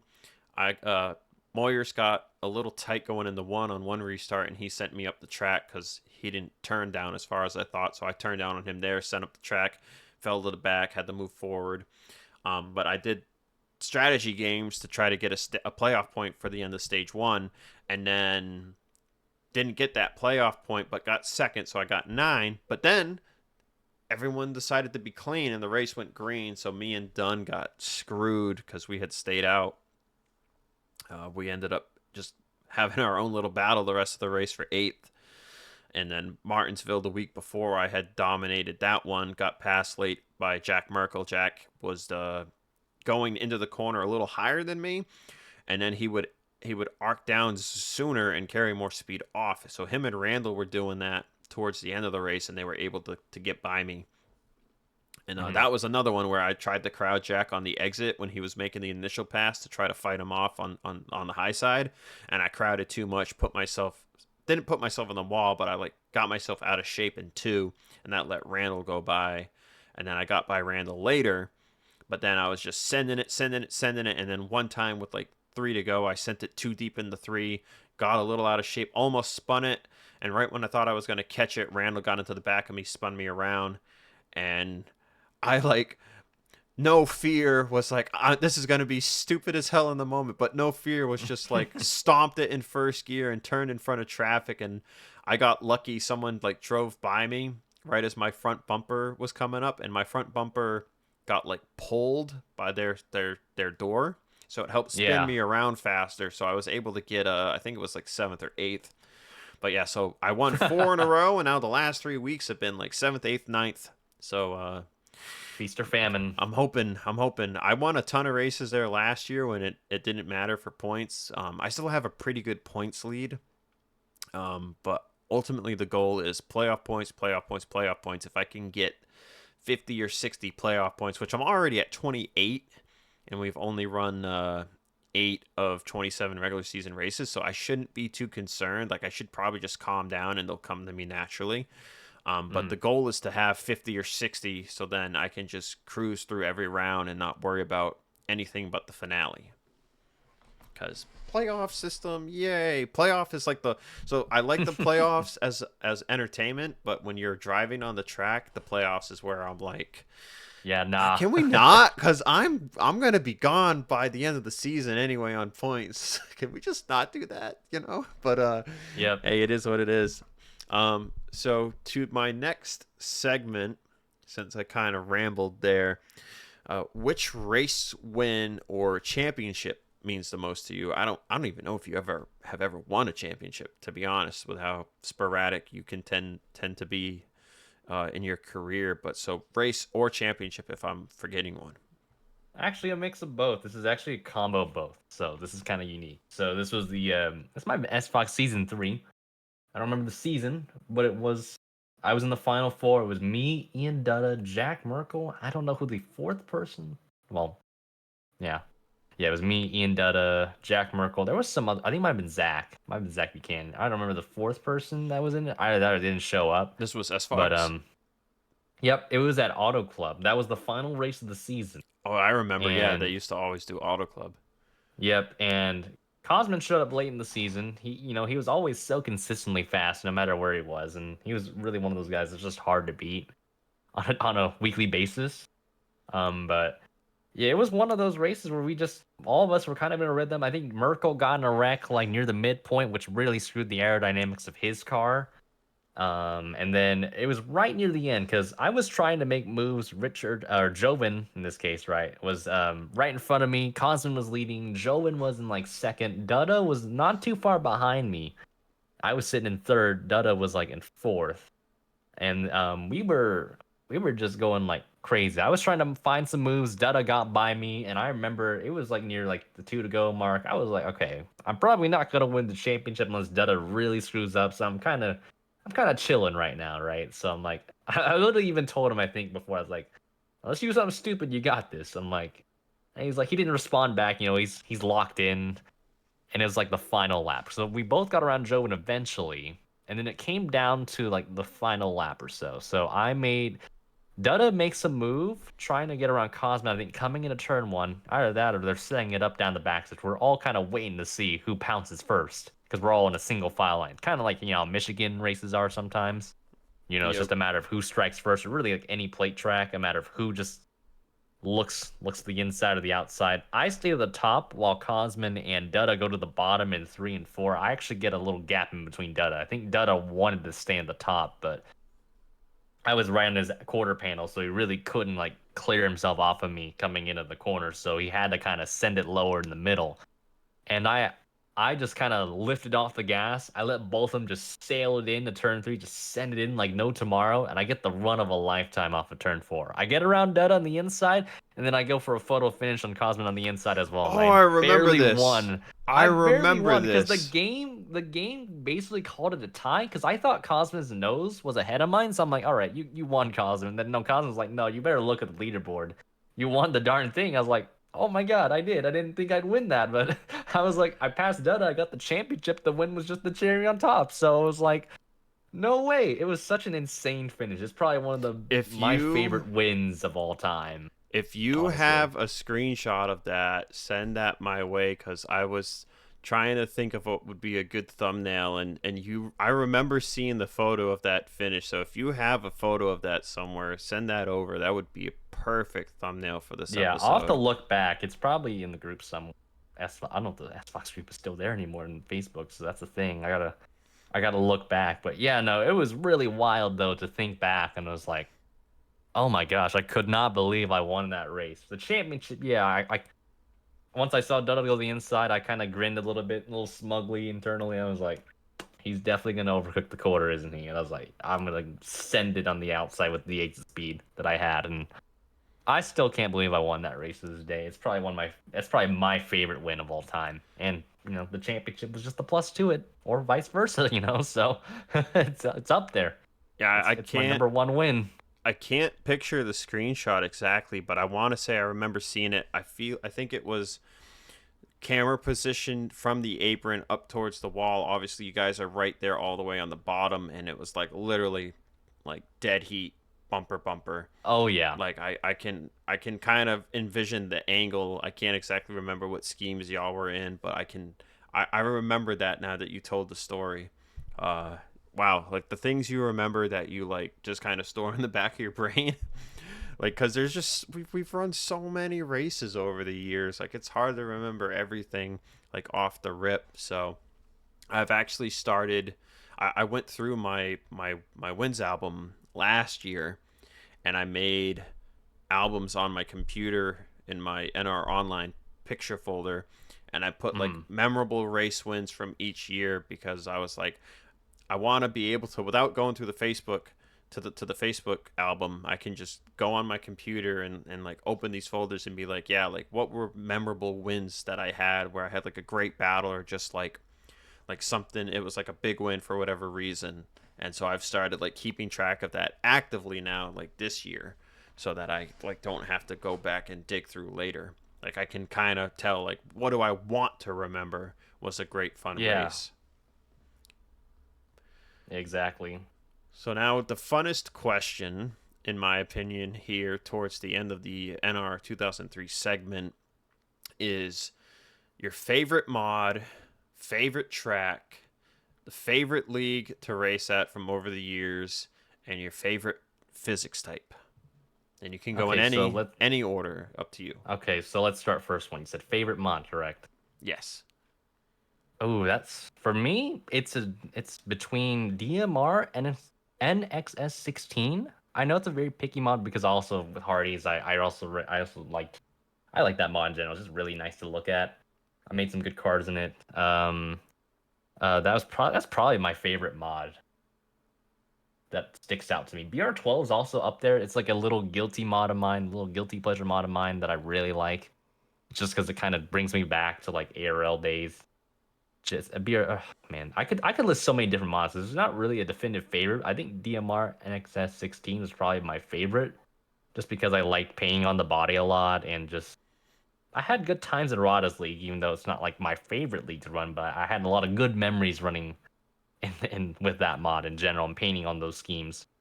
In terms of favorite, you said favorite track, right? Mm-hmm.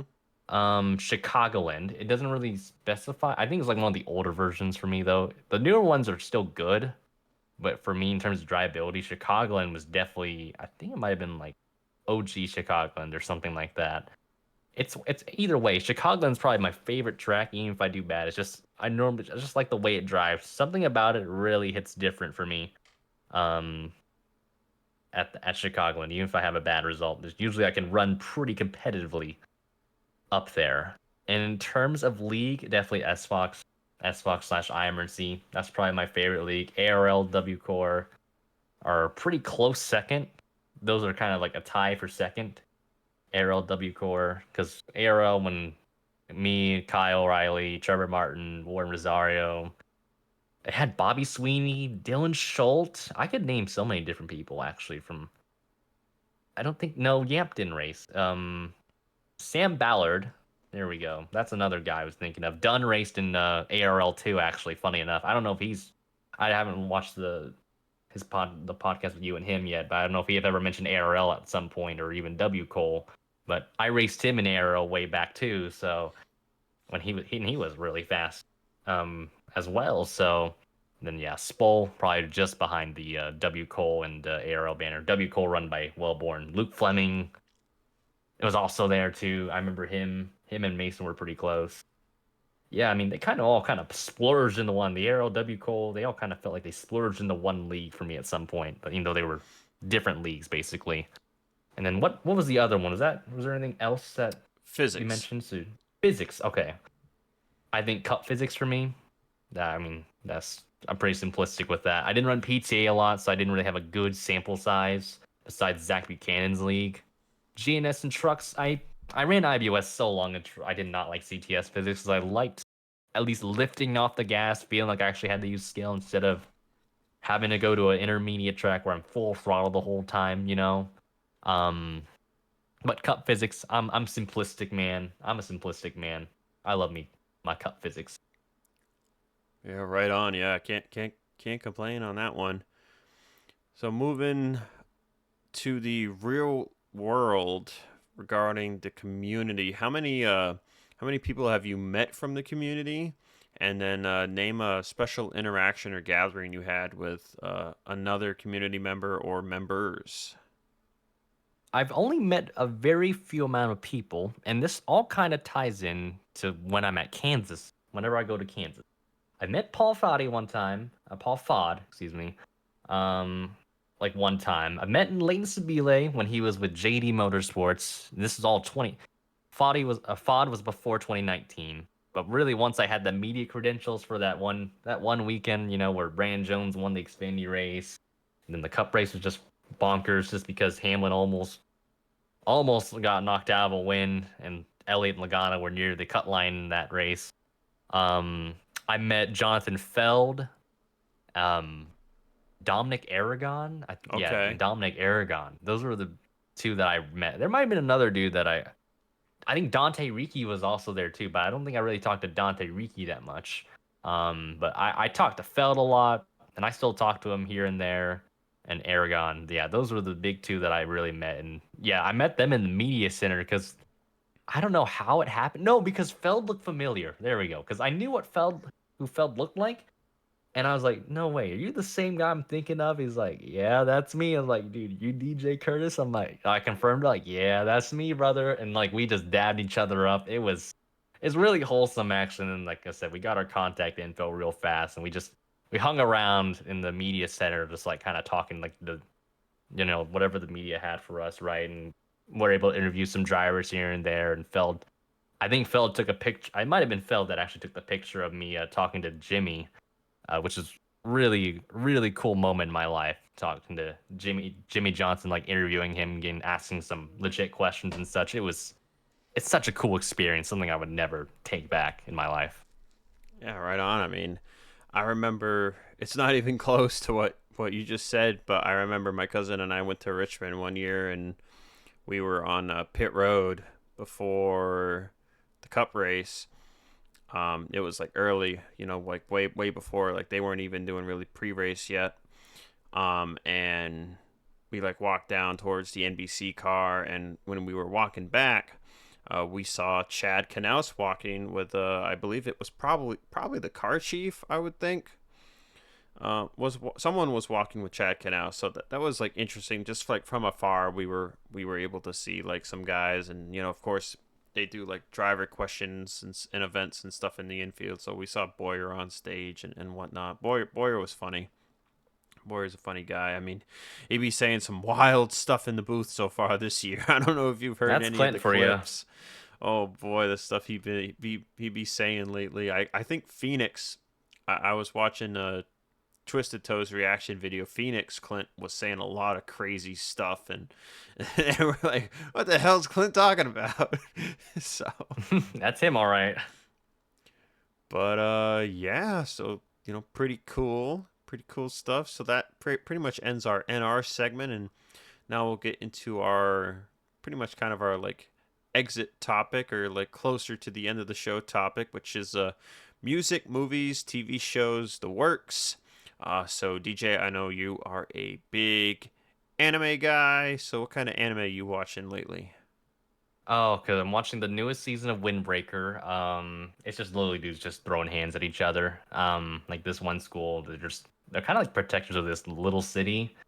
There's not much in terms of anime in the spring right now that really strike crazy, because all the ones that I've already watched are from the previous season, like the new Soul Leveling. I watched that new season that came out. I really like that. I'm thinking of watching the Rock. Rock is a lady's modesty. I don't know what that one's about, but it's kind of Bocchi-esque. But I wouldn't say Bocchi-esque, but it's got like the rock band vibe to it. Let me see, what else am I? I'm watching the new My Hero, the Vigilante spinoff. It's not bad so far. It had the opening was sung by Koichi no Kento, which I really love. I really love his their music. I think in terms of other anime, let's see, because I have let me pull up my anime list right now, because I have, let's see, Aran-san season 2. That's a rom com. I mean, as generic as you can get with a rom com. I need to catch up on Frieren, because I'm like halfway through Frieren right now, and that's a really good anime. Um, to be Hero X, that's the Chinese anime that's going crazy right now. It's got like the mix of like, it's 2D animation, but if you ever watched, I don't know if you've watched Arcane or not, but it's got at some moments, it's got like that 3D-esque style, very similar to that of like Arcane, and I really like that. They're only like 2 episodes in, but Yeah, oh man, I don't get to there's a lot. watch. I don't watch a lot of anime. It was definitely more of a thing I would watch as a teenager when it was on. Like I'd watch, obviously Naruto, One Piece, Bleach, like anything that was on like Adult Swim back then, Dragon Ball. So I grew up on all the 2D stuff, but I've seen like some other 3D stuff like here and there, so I kind of know what you're talking about. Hmm. That's a lot more complex. Obviously, I think season 1 of One Punch Man, I don't know if that was 2D or not, but there were scenes in there that were like very 3D esque. Yeah, like So CG-esque. yeah, Yeah. CG esque. So I think I kind of have an idea of what you're talking about, but yeah, I haven't watched any of them, unfortunately. I just watch parodies from Devil Artemis, if you know who that Hmm. is. Yeah, I Um, know who you're talking about. there was one recent, so I'll like see some of the newer like anime characters, and I've seen like memes of or compilations on like Facebook. So like a recent episode that Devil Artemis did that like I found absolutely hilarious, and I barely knew anything about the characters, was Bo. Like that one Oh, was I watched that show as a hilarious. kid. That was a funny show to watch as a kid, because it was like the trippiest anime you could Oh, watch, and batch. especially in the dub. The dub was absolutely hilarious. Like I don't know how many episodes it had, but I remember watching that in Toonami as a kid, and I was laughing every time because it was so whimsical. It's kind of it was one of those animes that felt like it was kind of ahead of its time because a lot of the modern comedies are kind of very similar, where it's just so outlandish and whimsical. It's like, hmm, what do you know? It just makes you laugh. That's like, what was that show back in like 2000 that they did a dub for, and they literally were like, Ghost stories. ghost stories. Yeah, Within ghost stories, they were yeah. like, oh, we don't really care what you do. You can just don't say anything crazy. And oh man, I still need to watch like the whole thing through at some point. I've watched the whole thing. It is I hilarious. always forget, but I've seen the compilations and it's so wild. Oh yeah, I can't repeat any of that stuff right now. But another thing or show that we have in common is Acceleracers, you know. Oh hell yeah, dude! The Highway 35 franchise, all the way up to Excel Classic. Racers, man, it's so good. We had It's the so peak, bro. I still need to find time to watch it because I haven't watched any of the movies in like 2 or 3 years. I can literally replay the scenes in my head, but I mean, this is for tone. Boom, it's just grinding against the Dude, guardrail. Ignition But was crazy work though, because like that set the tone like for Excel Races immediately because of how dark it was. It was not afraid to pull any punches in that. oh yeah, I mean, Like especially the like you see opener. Tone die. So spoiler, I guess, for those that haven't watched Excel Racers. So you know, but I assume most that are into the racing genre have like at Well, least it's watched funny Hot Wheels. because you watch Highway 35 and it's all Yeah, bright.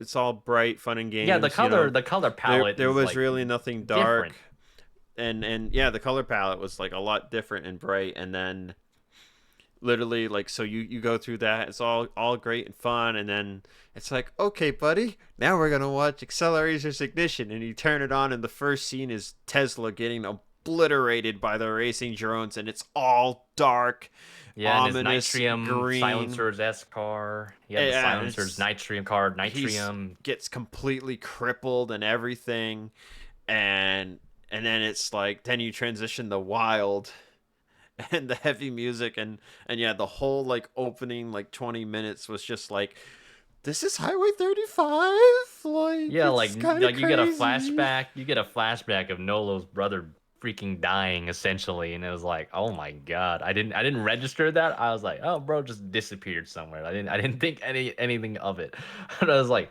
man, I was because as a kid I sympathized with Nolo because they kind of had the tone shift to where you're like supposed to like kind of sympathize with Nolo, even unless you were older, like you realize like Torque was just a softie. I feel like Torque's just a softie, like I think he though, meant well. He's yeah, like a general like good dude. Like cuz like the more like I look back at it I'm like, man, you Torque see just was people just like that now that dealing with the they're demons. He's like, like a genuine good you dude. Like he you see cares about his dudes. team and Yeah, they're like Nola good was dudes, reckless. but they have like the tough exterior and like the attitude tough exterior. But yeah, like he was really a softie on the inside, and you Like he really not he's to a good spoil it, character. but you see that at the end of in the fourth movie, you see what a softie he really was and how much he really cared. I remember as a kid though. Spoilers for y'all a little bit. They had a website and you could watch like the shorts and stuff, and but I remember the fourth movie came out and it ends on, I'm not going to say what it is, but it ends on the like one of the craziest cliffhangers in cartoon history, and then it's just done. The series got canceled, and I remember as a kid like Like searching all over the where's the internet, next movie? when's the next movie coming out? And Yeah, I I was the like same. I was I the exact same like couldn't you, dude. find, and I remember just being like, I think that's when I learned what depression was at like 9 years old. I was like, I can't find when's the next movie coming out? And then I I remember was looking it oh up man. like 5, 6, 7 years later. I remember because they ended up coming out with Battle Force 5 after, and that was okay.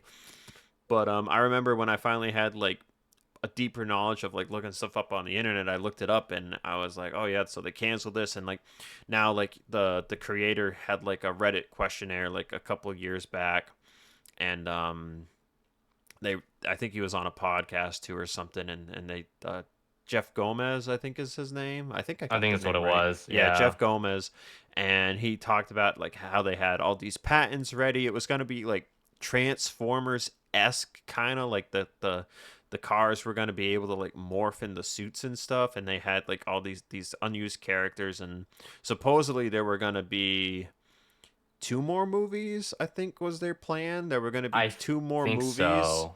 and no idea like what the plot would have looked like for that, but maybe one Yeah, it would day have they'll eventually definitely. just reboot it. But the voice cast, now, Yeah, um, Scirocco's VA died a yeah, while back. Yeah. Chiraco's VA passed away, and then I saw something a year or two ago that Torque's VA was in trouble with the law. But all the other guys are still like around. Well, Mark Wilde's VA, funny story about Mark Wilde's VA. He's like a doctor or something, but like literally the last thing he did in his film discography was a uh, softcore film up in Canada where he literally doesn't have a single line. He's just this like insane serial killer wearing a mask, and I bought it to watch it, and it was one of the most uncomfortable movies I've What the ever heck? watched. Yes, No way, dude. it No was way you bought that. it was so That's uncomfortable to insane. watch. Yes. There was, to go into the least amount of detail I can, there was a scene where, as the serial killer, Will Sanderson, I think is his name, is the VA's name. No clue. I think that's what it is, but I might be wrong. I think the last name is definitely Sanderson. But there's a scene where he has a woman tied to a chair and he just slowly beats her to death. And that's like, and it's Jeez. literally like, it's, I think, like a 5 to 8 minute sequence, but it feels like you're just sitting there forever. Forever. And it's such a messed up scene. I remember just sitting there like, I really want to shut this off, but I think I only got 20 minutes of movie left, so I guess I'll finish it. I have I made not it this watched it far. again. I have not watched it again since. It is a very uncomfortable movie, but I mean that's what they make it for, to make you uncomfortable. It's more uncomfortable watching that movie than it is watching like a Saw movie. Like it was Man. so uncomfortable. If anyone wants to watch it though, the movie is called Seed, Seed. It came out in like '09 or 2010 or something. Funny enough, the DVD came with a video game for PC, like an unrelated video game. I never booted it up. I was like, yeah, I don't really care for this kind of game. I just never booted it up. But that was like a funny little tidbit. The DVD came with a video game. But yeah, so I remember the IMRC season championship I won, season 9.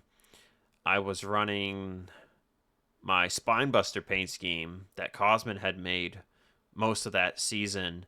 And then when we got in the playoffs, I asked you if you could make me Taro Katano's Scorcher's car, and you were able to cook something up.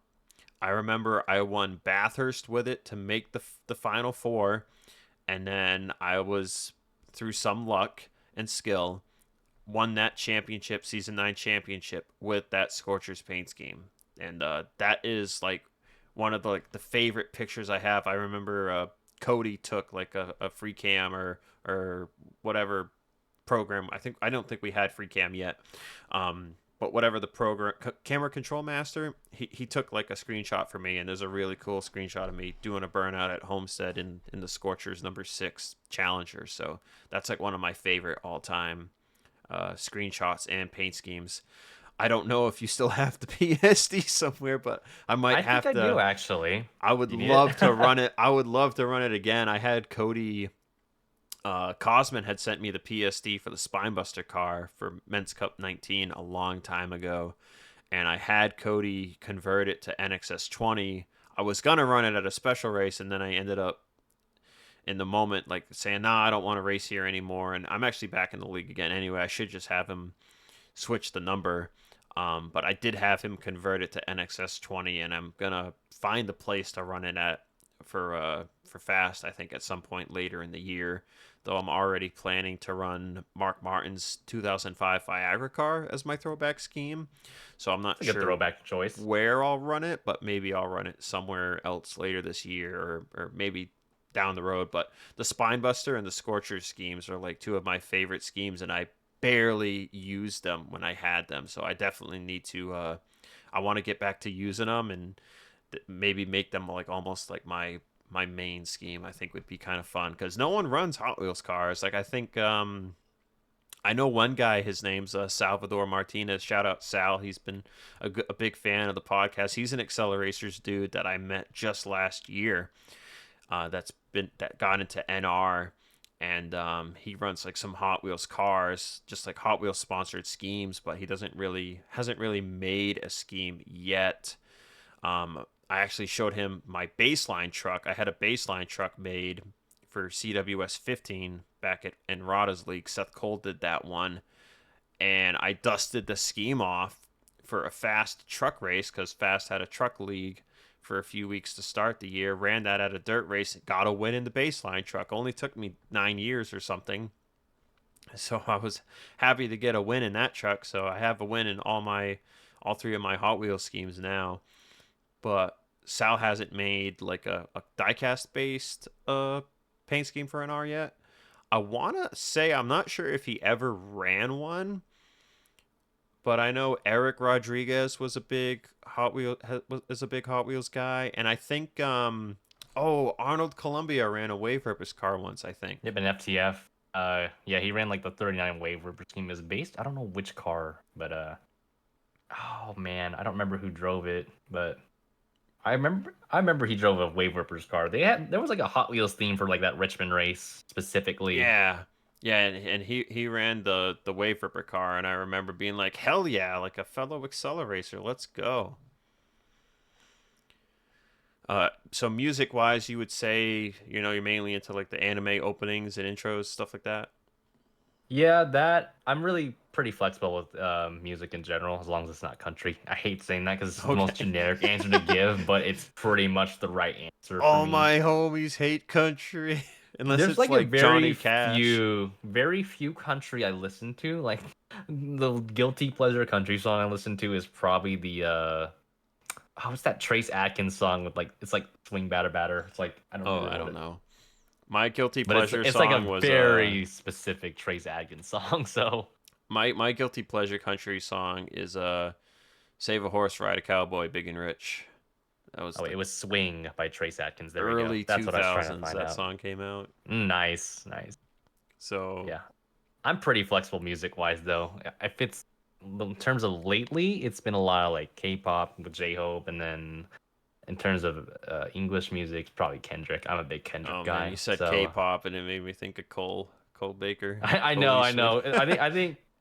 I think Cole kind of helped me get into the K-pop realm, but I gave yeah, it a if in terms of shot. most music, yeah. There Sorry, yeah, most music it's like it depends on the mood for me. I think it's usually how it is. Like if I'm working out, it's probably the anime music. I'm not gonna lie to you. If I'm working out, I'm listening. It's not even a question. Yeah, I know K-pop. I remember I'm in a metal server for a band from Australia called Alpha Wolf, and there was I forget the name of the group because I'm not big on K-pop. I do have an EP from one of the groups though that I have on my iTunes. But anyway, so someone in that metal server shared this band, and they were saying, "Oh, this is like my favorite two worlds meeting together." So it's like a K-pop emo group. I don't remember who they're called, but they were doing like it was a K-pop group doing emo stuff. So they were like Huh. blending K-pop with like emo rock or something.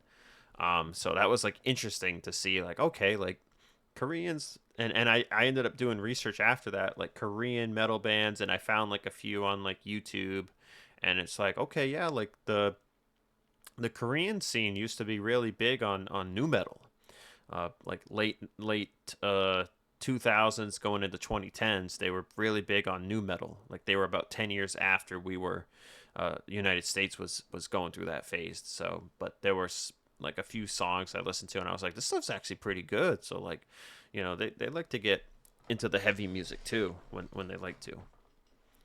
Hmm.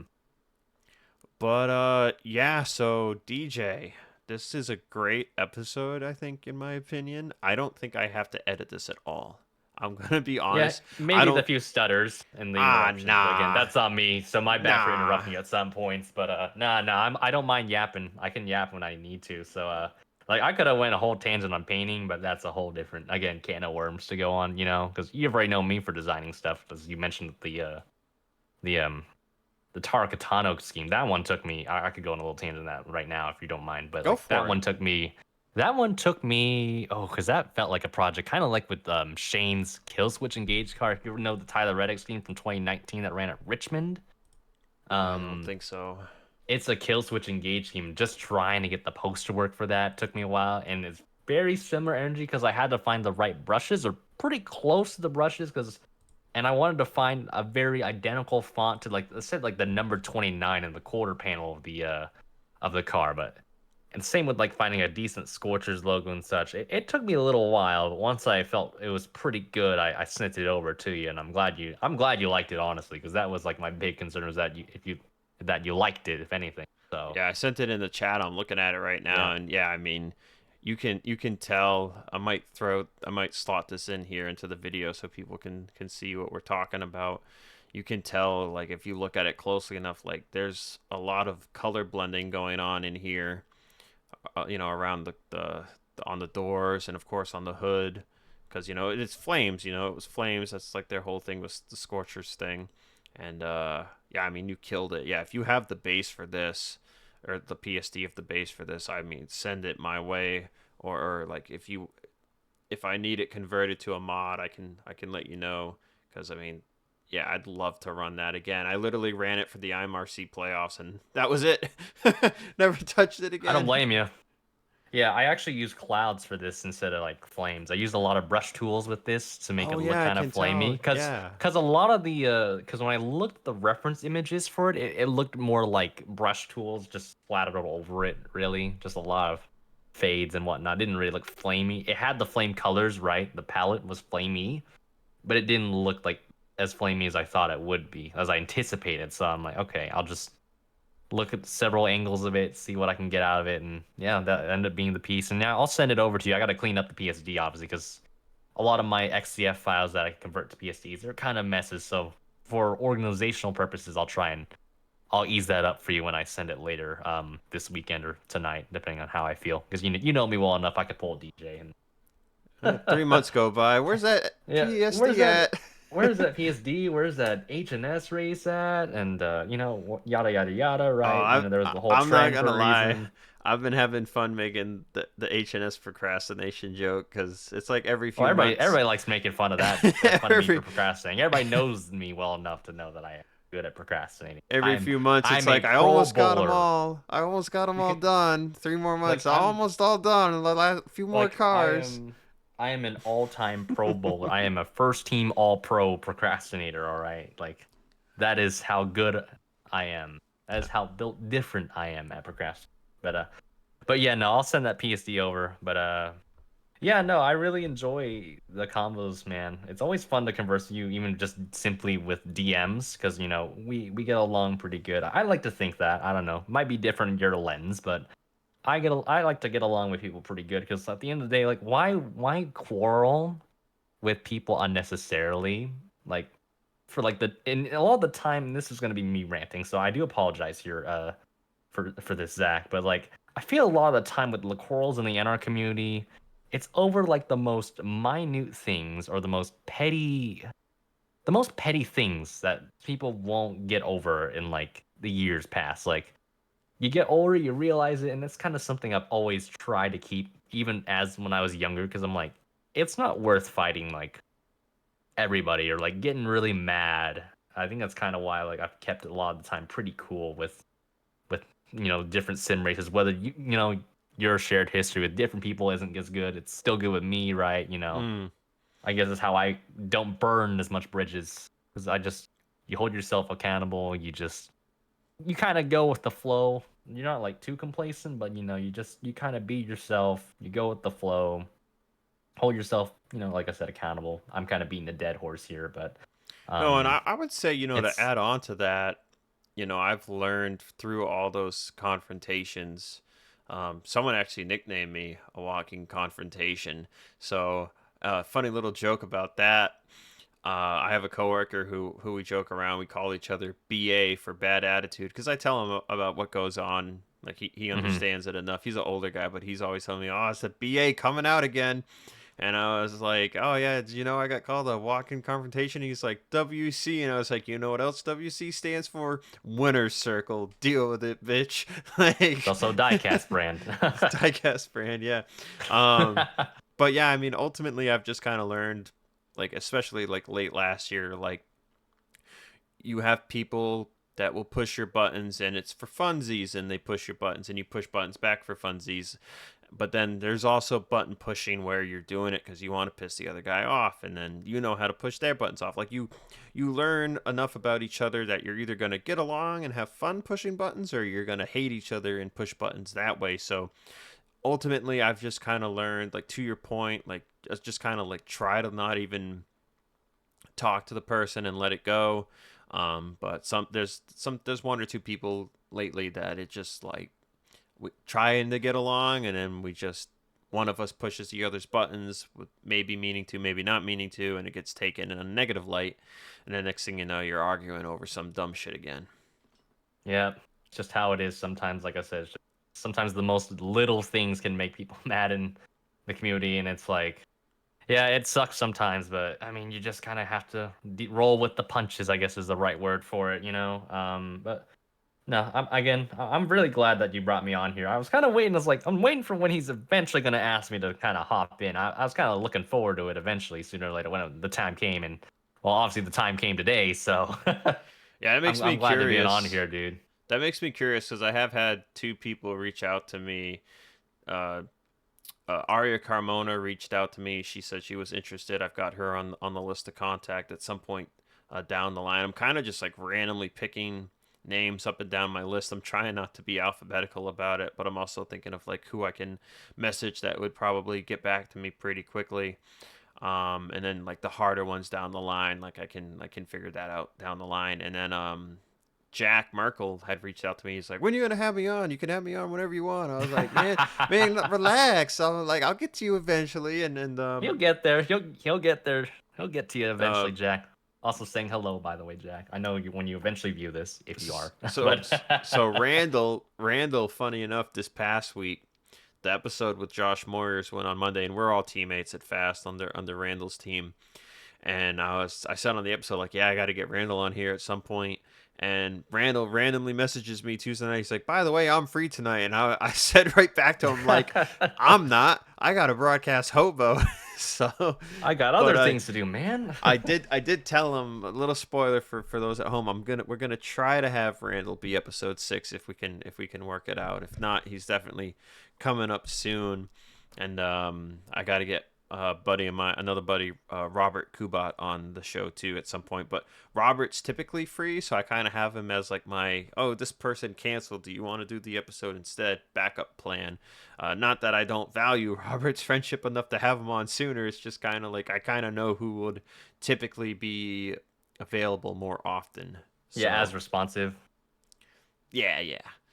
But yeah, DJ, thank you. I mean, this is our longest episode yet. Like I said, I'm not worried about any stutters. I stuttered sometime here and there too. It's normal Um, of us to do that. So we're oh we're yeah. human after all. What are we, AI generated? Nah, we So ain't like that. So so aside from the like 4 seconds of silence that I usually leave at the beginning of the episode to cut out, this will be a pretty much raw episode for all you wonderful viewers. And thank you all for the support. We got episode 5 here of Who's That Driver, and we've been consistently uploading, which is something that I want to be able to just do. And if we have an off week, it'll just be like because of holiday season, or if I can't get in touch with somebody. But otherwise, I'm trying to have these be once a week affair. So DJ, thank you.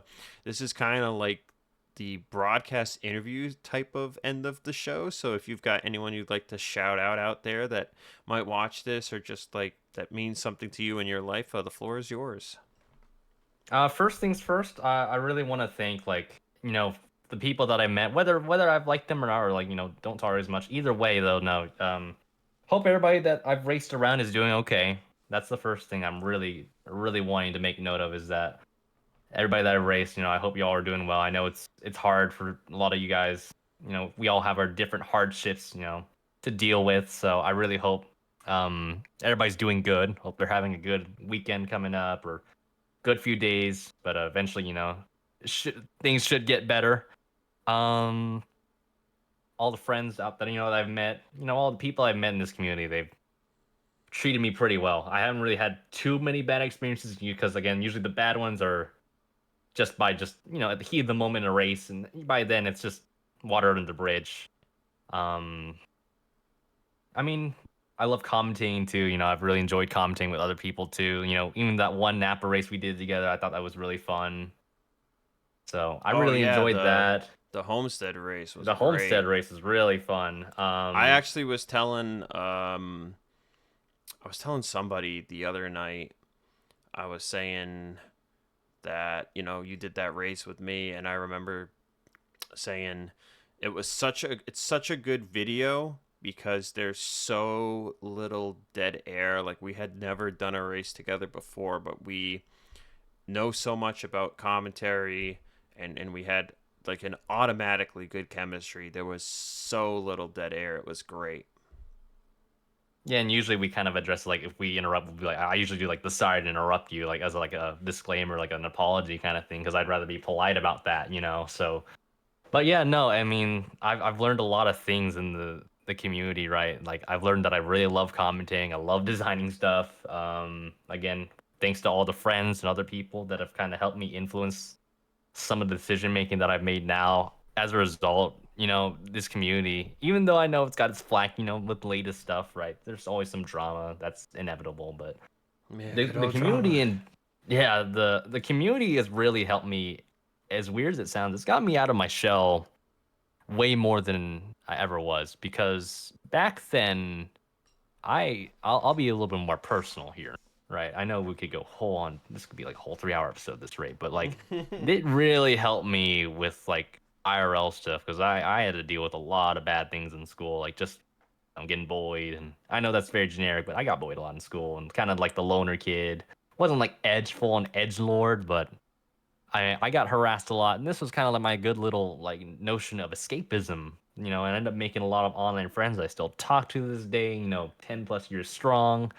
I'm looking forward to meet in the future. And I met you, right? Obviously, so many different people from different areas of the NR community. That again, that's really the big shout I could really say is just you guys in general. You guys have always been a pivotal point in my life, even though I'm not as active in the community just because of like life, because that's just how life is. It's still like an area, like a core part that I will always treasure, whether good or bad. I will always treasure, in my life until the day I die. Oh, thank you, DJ. I feel the same for you. Like I've said, you've always been chill. We've always been chill to each other, always gotten along, and I've always appreciated your insight over giving relatively unbiased opinions on what might be going on my end and whatnot. So yeah, I thank you a lot. Appreciate you being around, even if it's not as much. You're still pretty easy to get in contact with. So that's always a plus. Some guys, you'd love to talk to, and they're so busy, or they're not answering certain applications, so it's hard to get in touch with those good people. But yeah, thank you again for joining me for episode 5 of Who's That Driver. I'll have to come up with a witty little title for this one. And yeah, almost 2 hours, 20 minutes strong. We'll be trying to get Randall Coleman on for the next one, and we'll see how long that one ends up being. But gotta thank DJ for a great time, great episode, and yeah, hope everybody enjoys, and thanks for watching.